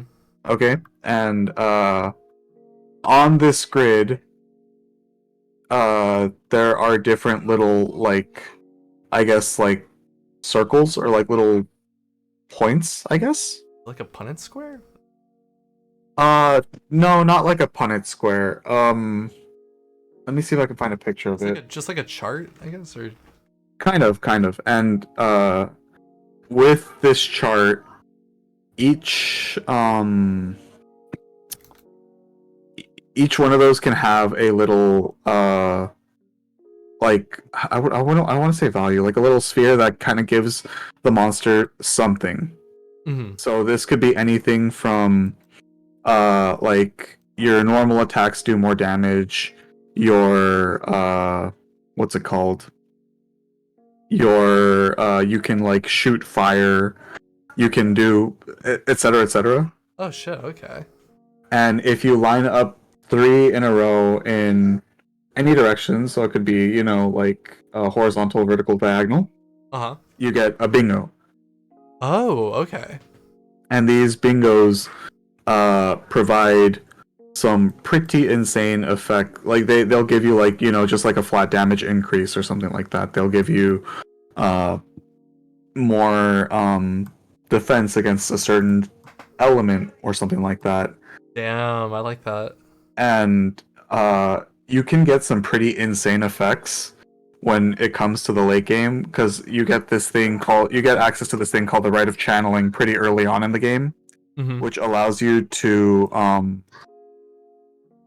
transfer over uh these spheres from one monster to another. You lose the monster that you're giving up like the sphere from, Uh but huh. uh when you do that, uh the like you're able to kind of create monsters that normally wouldn't exist. Right. So, for example, you could have something like a you remember Anjanath? Yeah. Like the what's it called? The big fire like T-Rex looking thing. Yeah. Yeah. Yeah. You could have like an Anjanath that shoots lightning instead of fire. Oh, that's cool. That reminds me of like because how the Pokemon cards always had Delta species, and I always wish that that would carry over, and it kind of did with like different variants or the regional variants. Yeah, a little bit. But like this is cool. Yeah, and I don't know if it's still like this because I'm not super far um into stories 2 yet, but Hmm. in the old game in Monster Hunter Stories 1, if you gave your monster like enough attributes towards one element or something, it would actually change the color of them too. Oh, that's so cool. Yeah, and so like you can just have some crazy stuff like I said, like an Anjanath that shoots lightning, or like you can even like raise one of the like herbivores at the start of the game, Uh huh. and you could have like one of them like you could have like an Aptonoth that just like breathes fire because you felt like it. That's so fucking cool. Yeah, so I've been playing a lot of that recently, like, and by a lot, I mean like I'm not even that far because just I've had a lot of stuff going on, but Yeah. Yeah. um, I'm a few hours into the game, and so far it's been nothing but a very pleasurable experience. Damn, I'm happy to hear that. But does your Anjanath have Monsty Russ? Gotta spread it. You gotta put it in the box. Oh god, I don't want to imagine if the game had a similar system to Poker Us. I remember when Maya was playing Pokemon for the first time, and she like saw the Pokerus thing, and she started freaking out, thinking like her Pokemon was gonna die. Oh, I mean, to be fair, it scared me too. I first heard about it, like because I didn't know like the actual like use of it. I just read my Pokemon is infected with this. What the fuck do I do? yeah, I remember like that's kind of like when I first learned about shiny Pokemon, Hmm. because I didn't get Pokemon. I didn't get any of the Gen 2 games when they first came out. Right. Um, but when I first learned about shiny Pokemon, I googled it, learned about them. I was like, oh, that's what a shiny Pokemon is. That's cool. Uh, Literally my first encounter after that, I ran into a shiny Pokemon and I freaked out. What is your fucking RNG, man? I don't. I don't understand. Unfortunately, unfortunately, I didn't have any Pokeballs. Oh, okay. So the fates have balanced out this Like I event. remember specifically what Pokemon it was too and where it was. It was in Meteor Falls in Ruby and Sapphire. Uh huh. and it was a shiny Golbat. And I like freaked Bro. out, but I didn't have any freaking Pokeballs. Bro, no. Oh my fucking god, dude. That's so funny. Sorry. I'm sorry for your trauma. No, it's chill. Now, because like since then, like I've become like a shiny hunter, and I have all these shiny Pokemon now. It balanced out. That one traumatic experience led to me becoming stronger than anyone could possibly imagine. It only made me stronger. Yes, I see. That's my villain backstory as to why I now collect these rare species of Pokemon. Oh, Jesus, dude. God.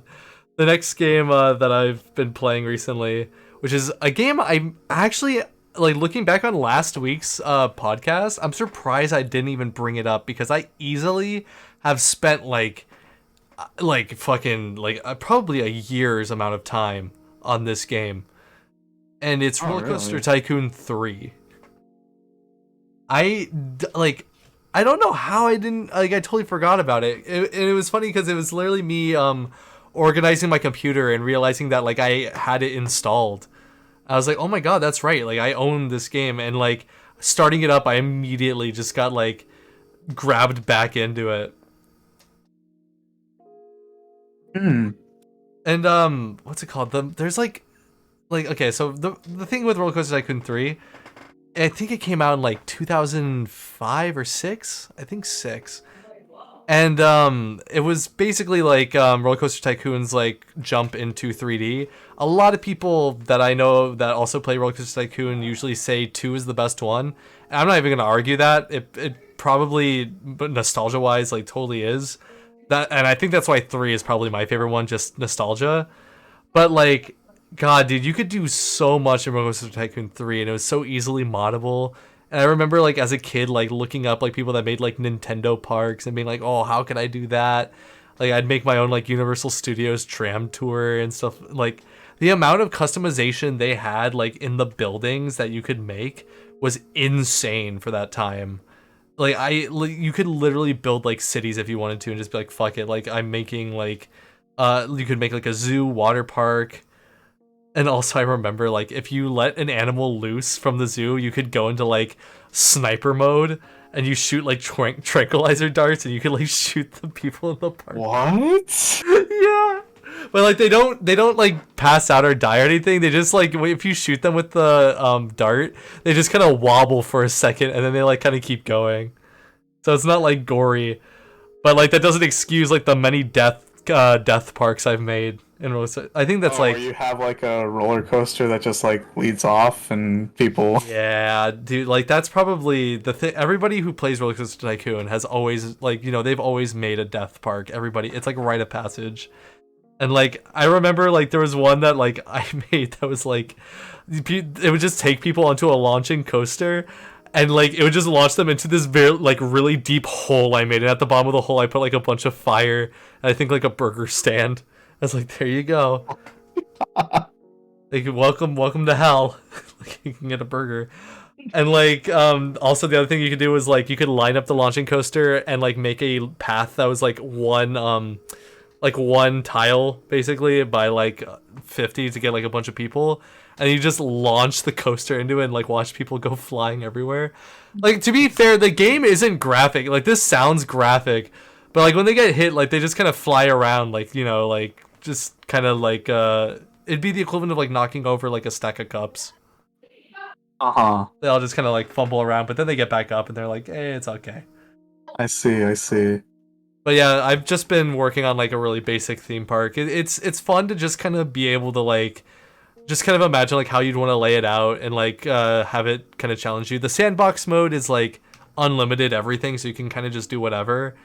And some of the best shit is just because like there are cheat codes in that game that like you can have infinite height limit on your coaster, and you can make your coaster like so high that it's like clipping the top of the skybox, and like you're just going down to earth, and like the velocity doesn't slow down, it does just keep going faster and faster.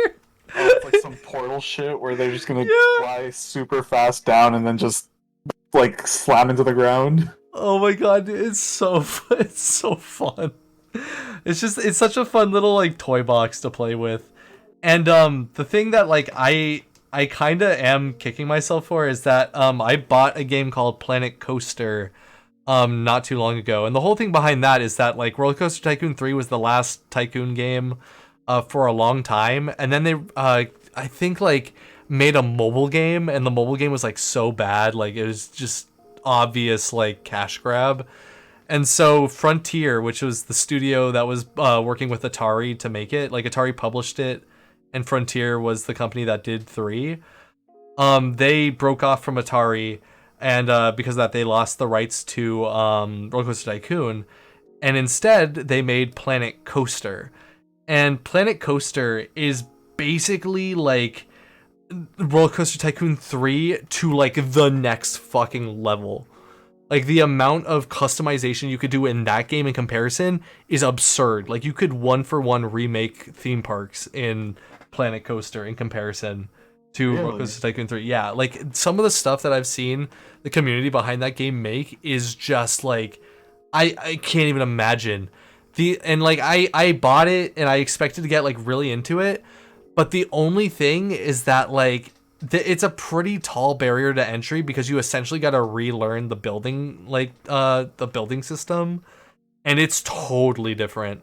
Like it gives you like so much option for like customization, but it is a like coming from like Roller Coaster Tycoon 3, that's like training wheels, and then this is like trying to like operate like the fucking like semi truck, like going like it's like so fucking crazy. So like it's always been really hard, and this is like my circle with this is I always start Planet Coaster, I start kind of like getting into it and like being like, oh yeah, like this is like easily customization wise so much better, and I think it is a better like game for Tycoon, but like I always just default back to Roller Coaster Tycoon 3 because I'm like, this is like too much to learn, I can't do this. I just gotta default to what I know. And I've been having a good time playing 3, but like I feel like I gotta push myself more. It reminds me of like when I used to edit with Sony Vegas, and then like I had to push myself out of my comfort zone to move to DaVinci because it was a better program.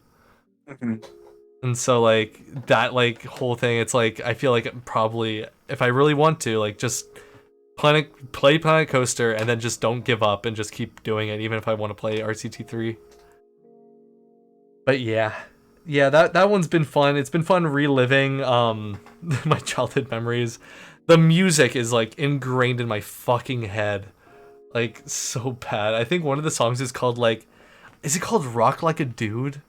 It's like this Rock Like a Dude. I know, it's a fucking banger though. Wait, is it RCT3? Is it Rock Like a Dude? Like it's wait, I think it's even better. No, it is. It's called Rock Like a Dude. Fuck yeah, that song fucking slaps, dude. Dude, I love it, dude. I love it so much. And I don't know, just like hearing that shit like took me back so instantly. But yeah, I've been enjoying it. I'm surprised I didn't mention it in the last podcast, but that one easily was a big influence on like what I like in games in terms of having customization options and like a lot of like player build kind of stuff. But yeah, anyway, on to you. Okay, so for me, it's funny that you mentioned like a song named "Rock Like a Dude." Like, so a game that I've been playing like an absolute shit ton of recently is Guilty Gear Strive, probably to like no one's surprise. Butt Rock Reborn. It is. There's so much butt rock in the game, but I love all of it. Like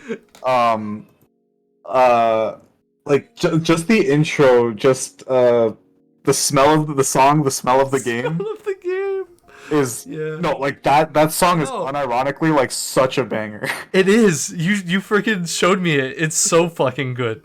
It's such a good song, but it gets even further when you start looking into like the character themes.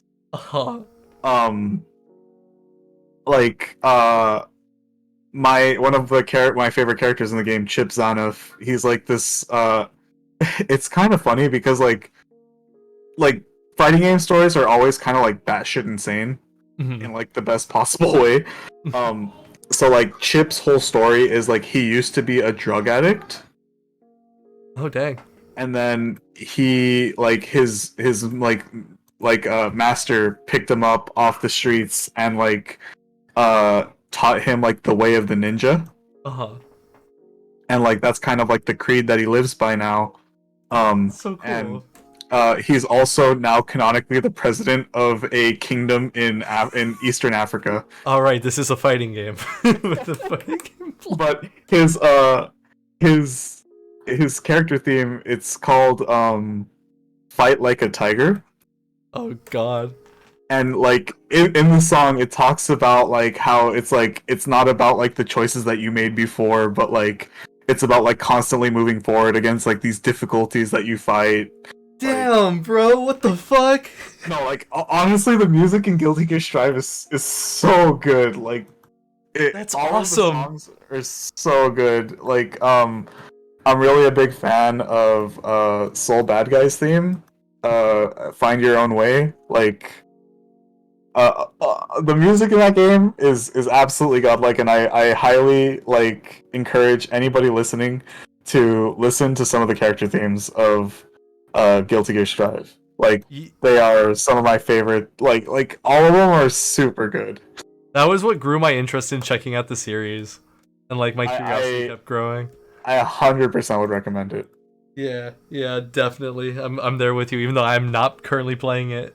The soundtrack is just, as someone who loves the fucking SA2 soundtrack, Sonic Adventure 2. Like, bro, this is some fucking god tier butt rock. Yeah, absolutely. Jesus Um, Christ. Oh, what else is there? Like the visuals, another thing that is amazing about Guilty Gear Strive. Mhm. Um because it's made by Arc System Works, the same people who did most notably I would say is Dragon Ball Fighters. Like a lot of people love the look of that game, like the mix between 3D and 2D that they do It's is gorgeous. just yeah, it's absolutely like jaw droppingly gorgeous. Mhm.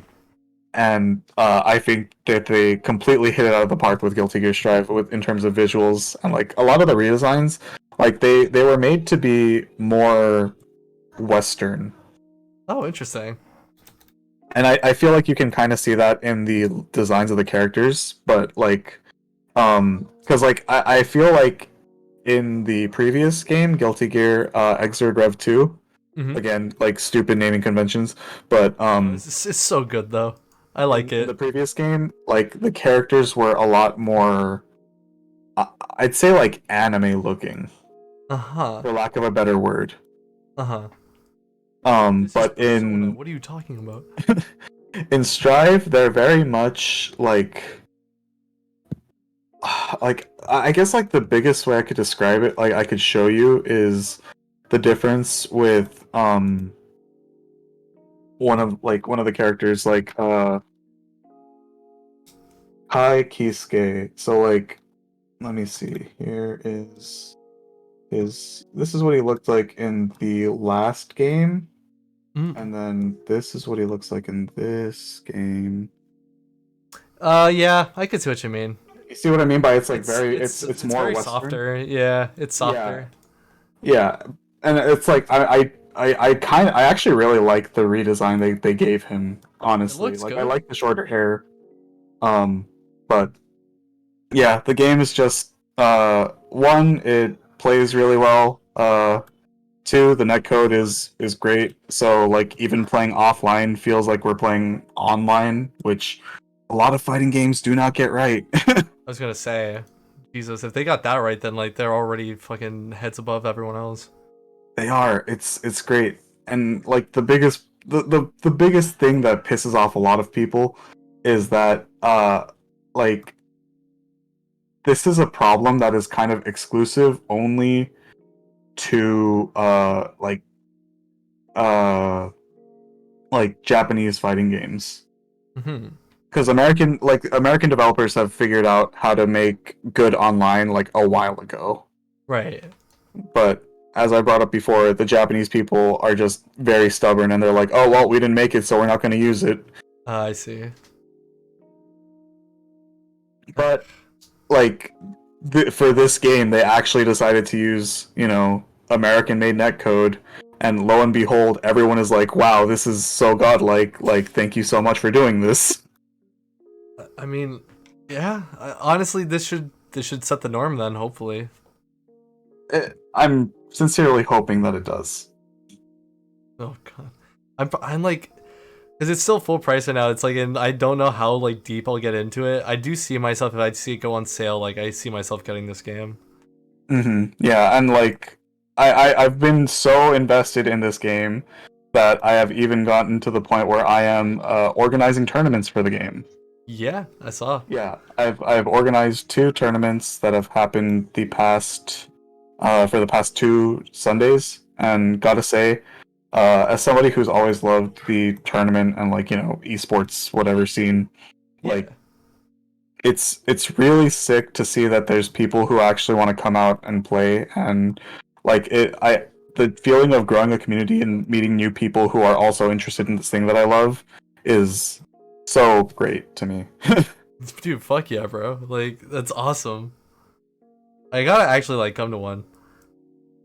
Yeah, I think this Sunday we're not doing Guilty Gear. We're going to be doing Smash. Oh.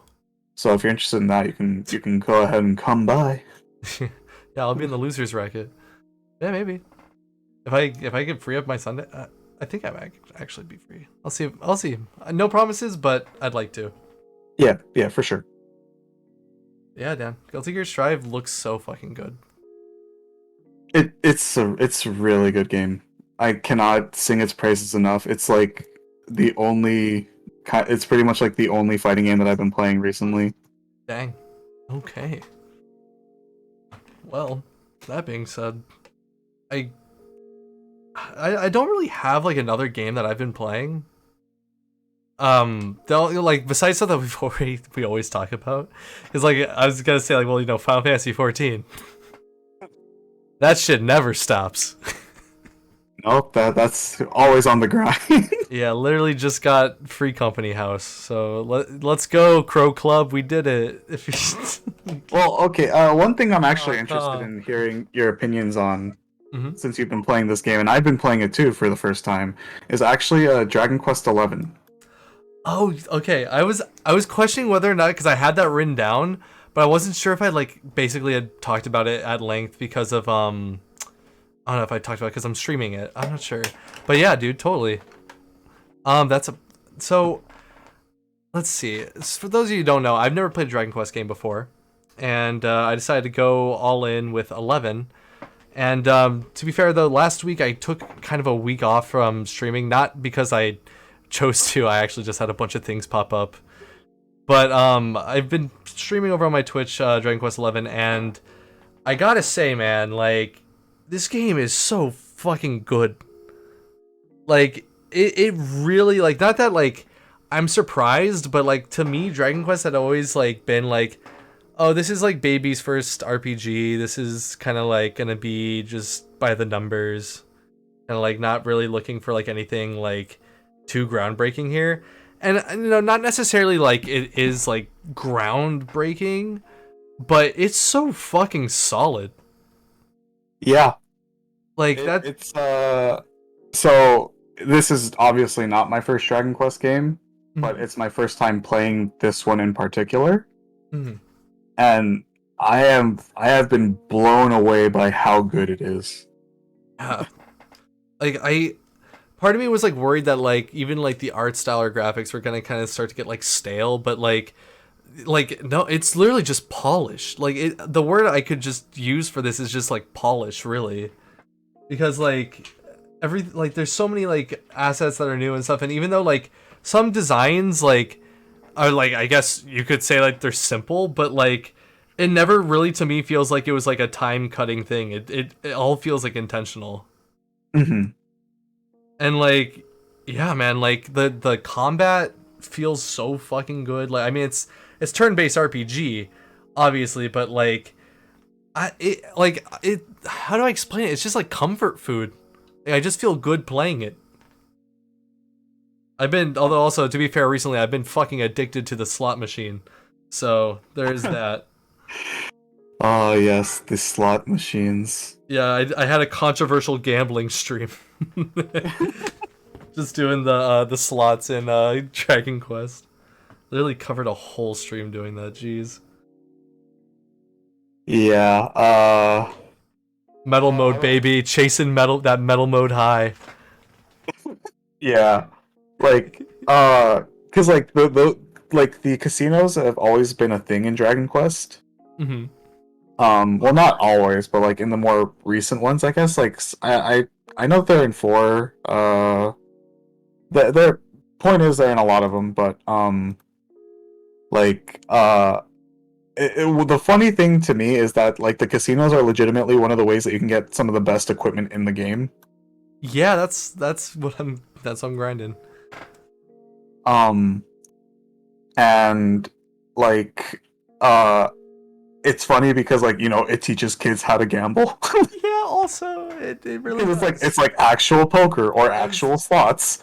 I was about to say, like, when I first went in there, I was only paying attention to the slot machines, and then like my chat pointed out, like, oh yeah, go play poker. And I was like, what? Like, wait, yeah, like straight up poker tables. Like, what the fuck? Yeah.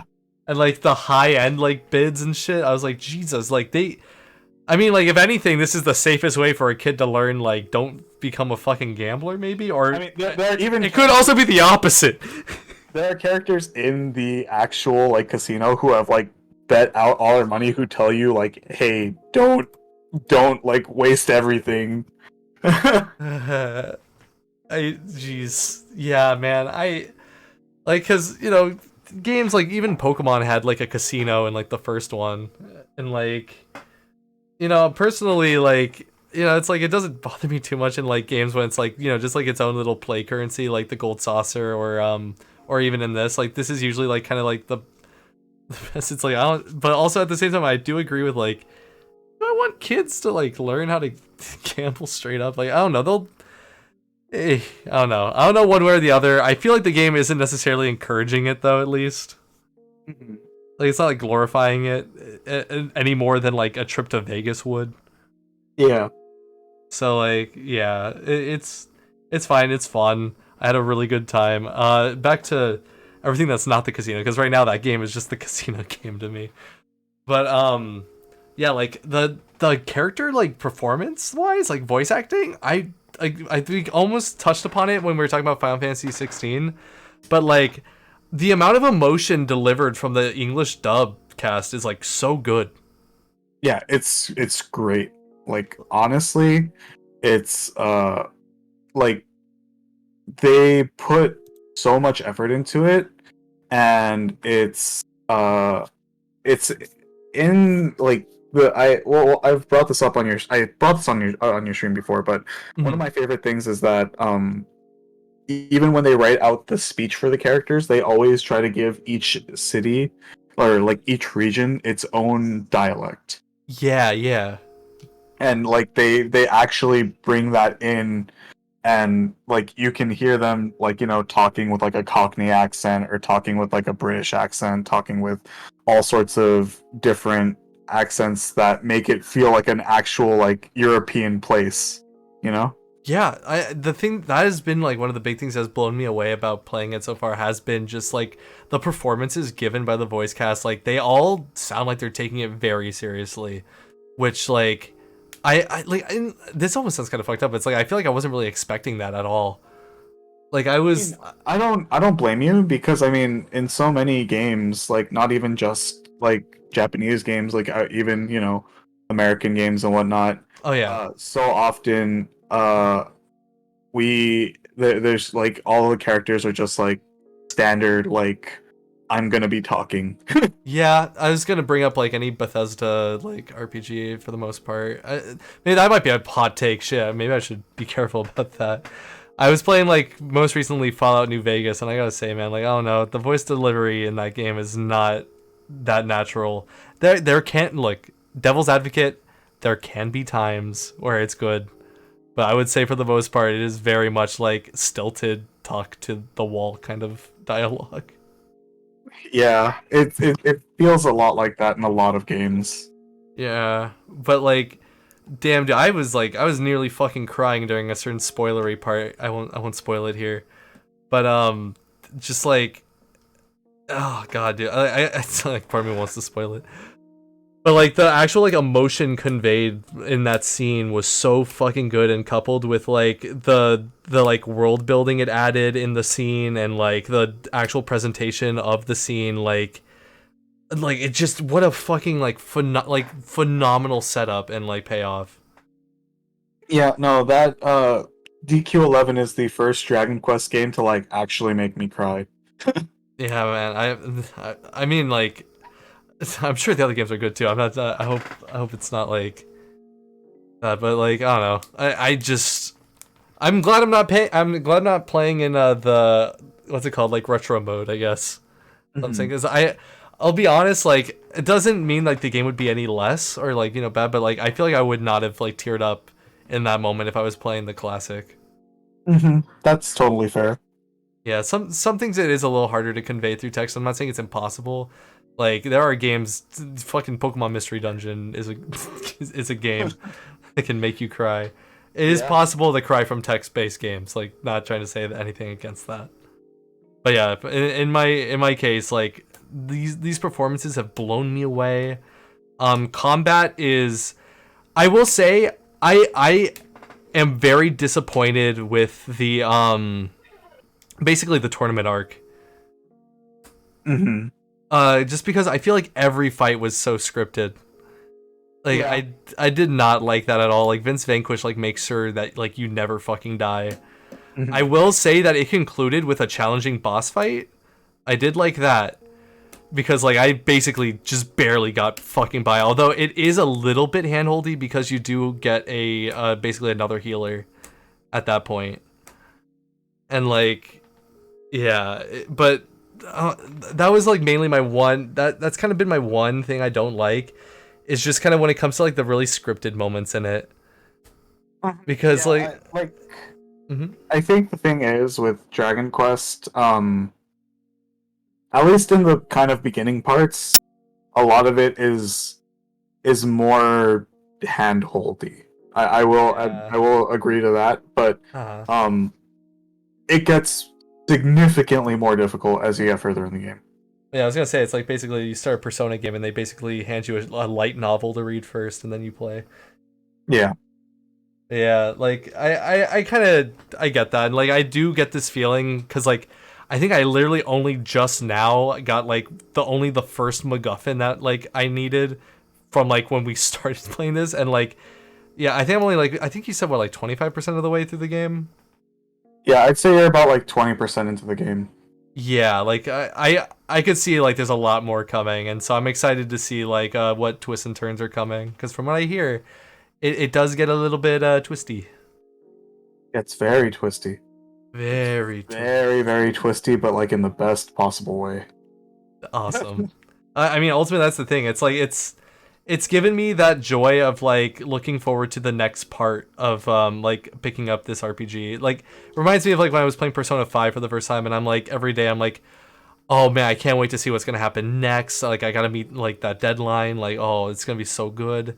I'm getting that a little bit here where I'm like, ooh, I wonder like where we're gonna go from here. Like who's gonna like be introduced next? Like like world building is gonna be like introduced. hmm Overall, it's like it's really exciting just to be dropped into a new world and kind of experience it, especially to have it like surprise me in the way it did. Because again, not trying to talk shit, but like my impression of Dragon Quest was always like, here's baby RPG, like is baby mode. Don't it's not like meant to be like taken that seriously, but like yeah, this has been a delightful surprise.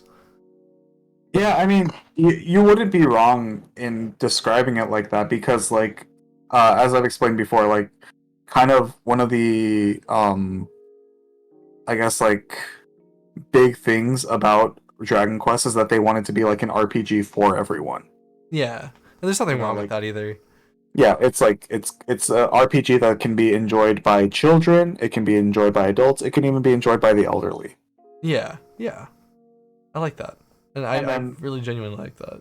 yeah, and the thing that I especially appreciate is that even past like with the Dragon Quest games, after you beat like the game, if you want that like more difficult stuff, there's always like a post game that is like actually pretty fucking hard. Oh, cool. Okay, I like that. Oh, I really like that then. I think that's a Yeah, good way to and like balance that out to like find the people that like actually want to like challenge like that. like especially what is it like with the post game for Dragon Quest 11 is insane to me because like I don't want to spoil too much, but it's essentially like another RPG. What the fuck? Okay, okay. I don't. I won't inquire further. I'll just take it on that. I'm Jesus. I don't know what I'm getting into then. Yeah, it's really good. Yeah. All right. Well, I'm looking forward to that. And yeah, Dragon Quest 11. Very happy to now finally be into this series, and I'm excited to see what the fuck Dragon Quest 12 is gonna be. Yeah, it's really interesting because they also said that it's not going to be turn based. Yeah, it feels very weird coming into the series on like and like I haven't played the other game, so maybe it'd be kind of like weird for me to say this, but this feels like basically like the ultimate culmination of like the past like games have all kind of led to like this game. Yeah. Like I don't know, like of course I'm not trying to like take away the value of the other games. I haven't played them, but like that's like the impression I get from playing 11. And so like going forward, like now that I am invested in this series, like I'm probably gonna play 12. Like is that gonna like throw me off? Like I wonder what that perspective is gonna be like for me. I mean, I don't think there's ever been like a Dragon Quest game that has been negatively received. Mm-hmm. I feel like Square Enix always knows what they're doing. Yeah. So I'm pretty sure it's going to end up being good. Yeah. Well, yeah. Well, unless it's the Avengers game, but you know how it goes. It's not That's a gonna. different It's also like a separate studio. It's totally different. Yeah. But yeah. Anyway, Dragon Quest 11, so fucking good, and can't wait to get even farther into it. Yeah. Oh, hit me with another one. Okay, well this is something that I'm excited for. It's not out yet. Mm-hmm. Well, technically it's out yet, or it's already out. But I'm talking about Neo: The World Ends with You. I knew you were gonna fucking talk about this game. Yeah. This is a game that I have been waiting 15 years for. Mm-hmm. Yeah, the Uh, second you mentioned that we were talking about games also that like we're looking forward to, I knew you were gonna talk about Neo the World Ends. yeah, I had to shoehorn it in, dude. With Like, uh oh wait, no, not 15 years. I'm sorry, 14 years. Fun fact: as of the day we're recording this, the World Ends with You came out exactly 14 years ago. Holy shit. Okay. But that game quite literally because like I think I played it at just like kind of the perfect time. Like I played it when I was like what, like 12, 13. Uh-huh. And like at the time I had a very negative outlook on life. Uh-huh. Like but because of The World Ends with You, and like this probably sounds like corny as shit, like the game saved me or whatever, like the game literally helped me change my outlook on life. Dang. And it's a game that I loved so much, and I know that it's kind of like a more niche game. It's like very like people don't know about it. It's like a cult classic. Mm-hmm. I was so hooked on this game that I bought a second physical copy of the game so that I could let other people borrow it if they said like, "Oh, I'd play it, but I don't have it." Oh my god, damn, dude. Holy shit. Because like the gameplay is good. Like there's this multiplayer gameplay thing. Really? Uh, yeah, there's this multiplayer minigame thing called Tin Pin Slammer that's Fuck? a lot of fun. I didn't know that there was multiplayer in the first one. What the fuck? It's not like true multiplayer. Uh-huh. It's like there's the minigame and there's also like it technically had Street Pass before Street Pass was even a thing. Oh, okay. So there was this mode you could put your game on called Mingle Mode, Mm-hmm. and when your game is put on sleep mode, and you walk around other people whose The World Ends With You copy is also in Mingle Mode, Uh-huh. um, you would exchange shops where you could buy each other's equipment. Whoa, that's cool. Yeah, that is totally Street Pass. Yeah, and so the way that the attacks work, you have different pins and they level up in different ways. Mm-hmm. Because there's actually like AFK EXP. So like for every day you don't play the game, you actually accumulate EXP for your pins and whatnot. I love that idea. What the fuck? So there's AFK EXP, there's Battle EXP, and then there's Mingle EXP. And some pins only level up or only evolve if they have a certain amount of that type of EXP. Dang. Okay. Like there's so many systems in this game that are kind of wild and like really like forward thinking that like I just love it. The only like original time I heard about The World Ends With You, like the original Uh-huh. one, was because of a YouTuber named Jimmy. I don't know if you've heard of him. He originally went by Nintendo Fan FTW. Is this Jimmy Wetzel? Yep, Jimmy Wetzel. Yeah, I didn't know him as Nintendo Fan FTW, but I did know him as Jimmy Wetzel.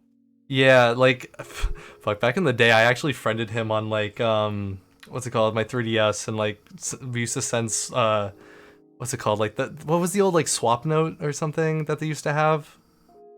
Flipnote? Nah, they Oh no, on the the one where 3DS. yeah, Swap Note I think it was. Yeah, well, we used to send swap notes, and then we stopped. Jimmy, why did you stop replying? I'm joking, but like it was like the art style was the immediate thing that jumped out to me about that game.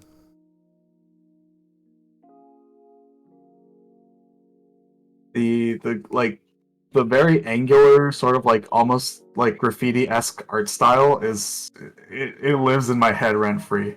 As I say, it's like a more exaggerated Kingdom Hearts, Yeah, yeah. and I think it's fucking awesome for that. Yeah, no, like trust me, like I have been waiting for this game for so long. Like The World Ends With You has like been one of my favorite games of all time since I've played it. And like I love it so much that I've bought it I want to 5 different times. I bought it 5 different times. Jesus. I've bought it twice on DS. I bought it once on iPhone, once on Android, and once on Switch. Damn. Okay. Yeah, like uh this game is to me it's an absolute masterpiece. Is the Switch version viable, or would you It's prefer like the DS version? okay, so the Switch version is a is kind of like the mobile port, and the mobile port's good, Mm-hmm. but in my opinion, you get the absolute best experience playing the DS version. Yeah, that always seems to be what the general consensus is with that game. Like if you can't get the DS port, like the original port, I would say, um, you know, try to get the or like the mobile or the Switch port are good. I'd say the Switch version is probably like the worst way to play it, Dang. just because Does it still like do you like touchscreen play or something? no, you have to use motion controls. Ooh. Which you have to use like motion controls to emulate the touchscreen of the original game, Yeesh, yeah, I don't know about that. That's a hard which sell. it feels very awkward. Like I'm Yeah. not gonna lie, it's very very very awkward. Yeah, I no doubt. I feel like I don't know, I gotta figure out maybe some way to get on DS, because like some games, especially like DS games, it's hard to get that feeling anywhere else. Although I will give credit to the fucking Wii U that no one likes. Had pretty good DS emulation. I Because it mean, literally hey had man, touch if screen. if you want to play the DS version, I just mentioned how I have a second Yes. copy of the DS version specifically to let other people borrow it. That's true. I may take you up on that offer. Yes, please do. Because I love that game, and the more people I can get into that game, the better. For sure. Is the sequel gonna be doing a similar thing, or is it gonna have its own gameplay? Like, have they said? Because I know the demo's out, and I haven't played the demo specifically because I know if I play the demo, it's going to be the only thing on my mind. Right. It's like the same reason why I didn't play the Monster Hunter Stories 2 demo. Uh-huh. But from the gameplay that I've seen, it looks more action oriented. Okay. Not to say that the DS one isn't action oriented, but I'm wondering how like it how do I put it? It looks like there's more of a 3D aspect to it than there was on the original one. Hmm. As a kid, I was always just like confused when looking at gameplay because I'm like, is this like a rhythm game? Is this a side-scrolling beat 'em up? What is this? And I can't tell. Yeah, like that's like it's not exactly side scrolling, but I don't know. Really, Ah, I always only saw like glimpses. It has such a unique style. That was all like my main takeaway. the so like the gameplay is very much kind of difficult to get at first Hmm. because you have to simultaneously control a character on the top and bottom screen. Oh. The Okay. top screen you control with the buttons, the bottom screen you control with the touch screen, and sometimes with the mic. Oh, geez, what the fuck? Yeah, so like there's a bunch of different pins in the game. These pins give you your different abilities that you can use in battle, and Mhm. it can range anywhere from like touch and hold an area on the touch screen, tap an area on the touch screen repeatedly, slash an area on the touch screen. Like there's a bunch of different psychs, and to even like use the microphone for some of them. Oh, damn. Okay. I Like like this game that is game so was made next for level, the. dude. I was gonna say it was like made for the DS. I like that though. Yeah, like there's so many really cool concepts in this game, and I just cannot sing its praises high enough. Yeah, clearly. Shit, I'm gonna have to take you up on that offer. I gotta try this. Yeah, it is legitimately like one of my favorite RPGs, and one of my favorite like games and stories of all time. Hmm. Damn. Well, looking forward to that then. Yeah. Oh, also one more thing I'm looking forward to that I want to bring up just because of how kind of wacky it is. Yeah.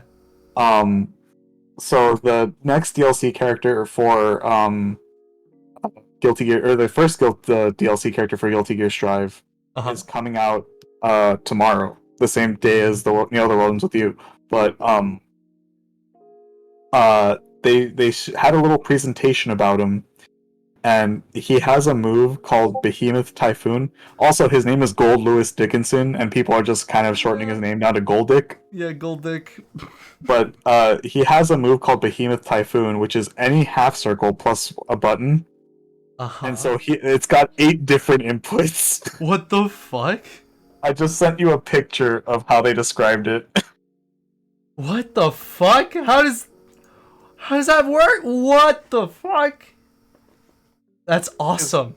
yeah, his one move has 8 moves, and like he literally like has like this giant coffin that he fights with, and like this little alien just pops out and like helps him in some of his moves. Well, I'm all for fighting games that have characters that play like uniquely to each other. So this is fucking awesome. Yeah, he's sick. But yeah, for me, that's probably the last thing on my list of things that I am excited for. Yeah, I got one thing that I'm looking forward for, and I honestly don't have that much to say because it's for a franchise. Like I only have like experience with one aspect of it, Uh huh. and it's Shin Megami Tensei 5. Oh yeah, yeah, yeah. Cause like I've never played any of the SMT games besides obviously Persona. That's like my only experience, and like I think the thing that's always made me beware of the SMT games has always been just like the talk of the difficulty of those games. And those Yeah, always those games are not easy. yeah.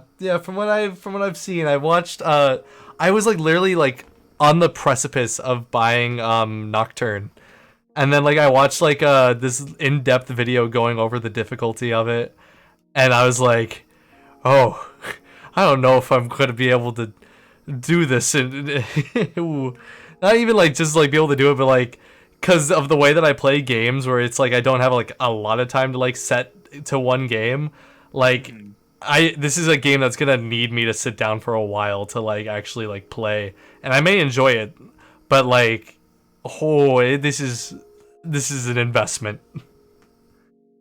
And so, but the thing is though, I am still looking forward for 5.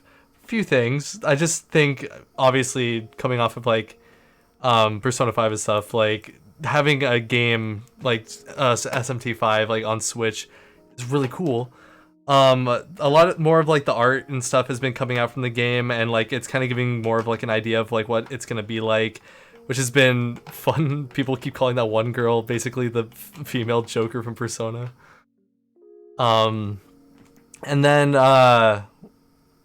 it's like the one thing though is like I'm just trying to decide because I'm excited.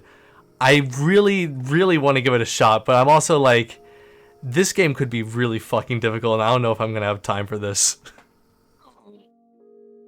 And that's the thing, like I keep coming back to is like I don't know if I'm gonna be able to make that jump. Like, I don't know. What's your take on like difficulty and like having that be like something that maybe like may hold you back from getting a game? Uh, well, again, I guess this is another issue or another topic where we view things differently. Mm-hmm. For me, I love the concept of difficulty in games. Mm-hmm. Mm-hmm. Like, maybe it's just my competitive nature, but like when I can say like, "Oh, I beat this shit," like I feel good about saying that. Oh yeah, no, that totally makes sense. Yeah, and like I will like ram my head against a wall over and over again to try to like do some of the more difficult things in games. Damn, man, that's crazy. Yeah, For me, and it. Mm-hmm. just I've played like other SMT games. I've never played a Shin Megami Tensei, just like Shin Megami Tensei game. I never played Shin Megami Tensei 1 through 4, but Oh, I played okay. I've played Shin Megami Tensei Double Survivor and Double Survivor 2. I hear those are good. Oh, they're really good. They're really really excellent games. Yeah, because like Um, I think they mentioned in that video, but they're always talking about like the SMT spin-offs have always been like the ones that like people like mainly praise more, or not even more, but like get more of enjoyment out of, I guess. Yeah, because I think like well, the SMT games have a they're very well known for being like ultra hard games for the most. Yeah. Yeah, I think that might be what he meant. It's just more so like it's easier for people to get into the other games rather than the core like series. Mhm. I mean, shit, man. Like, I mean, to be fair though, I beat Persona 5, and like that game gets pretty fucking hard at the end. To the point where it's like I don't even know if I'm ready to fucking go through it again with Royal, because I know Royal's probably gonna add shit that is even Yeah. harder. So I'm like, oh god, because like even like Persona 5 was such a time sink for me. So the idea of like going through that again, it's like the thing that kind of keeps me on the fence.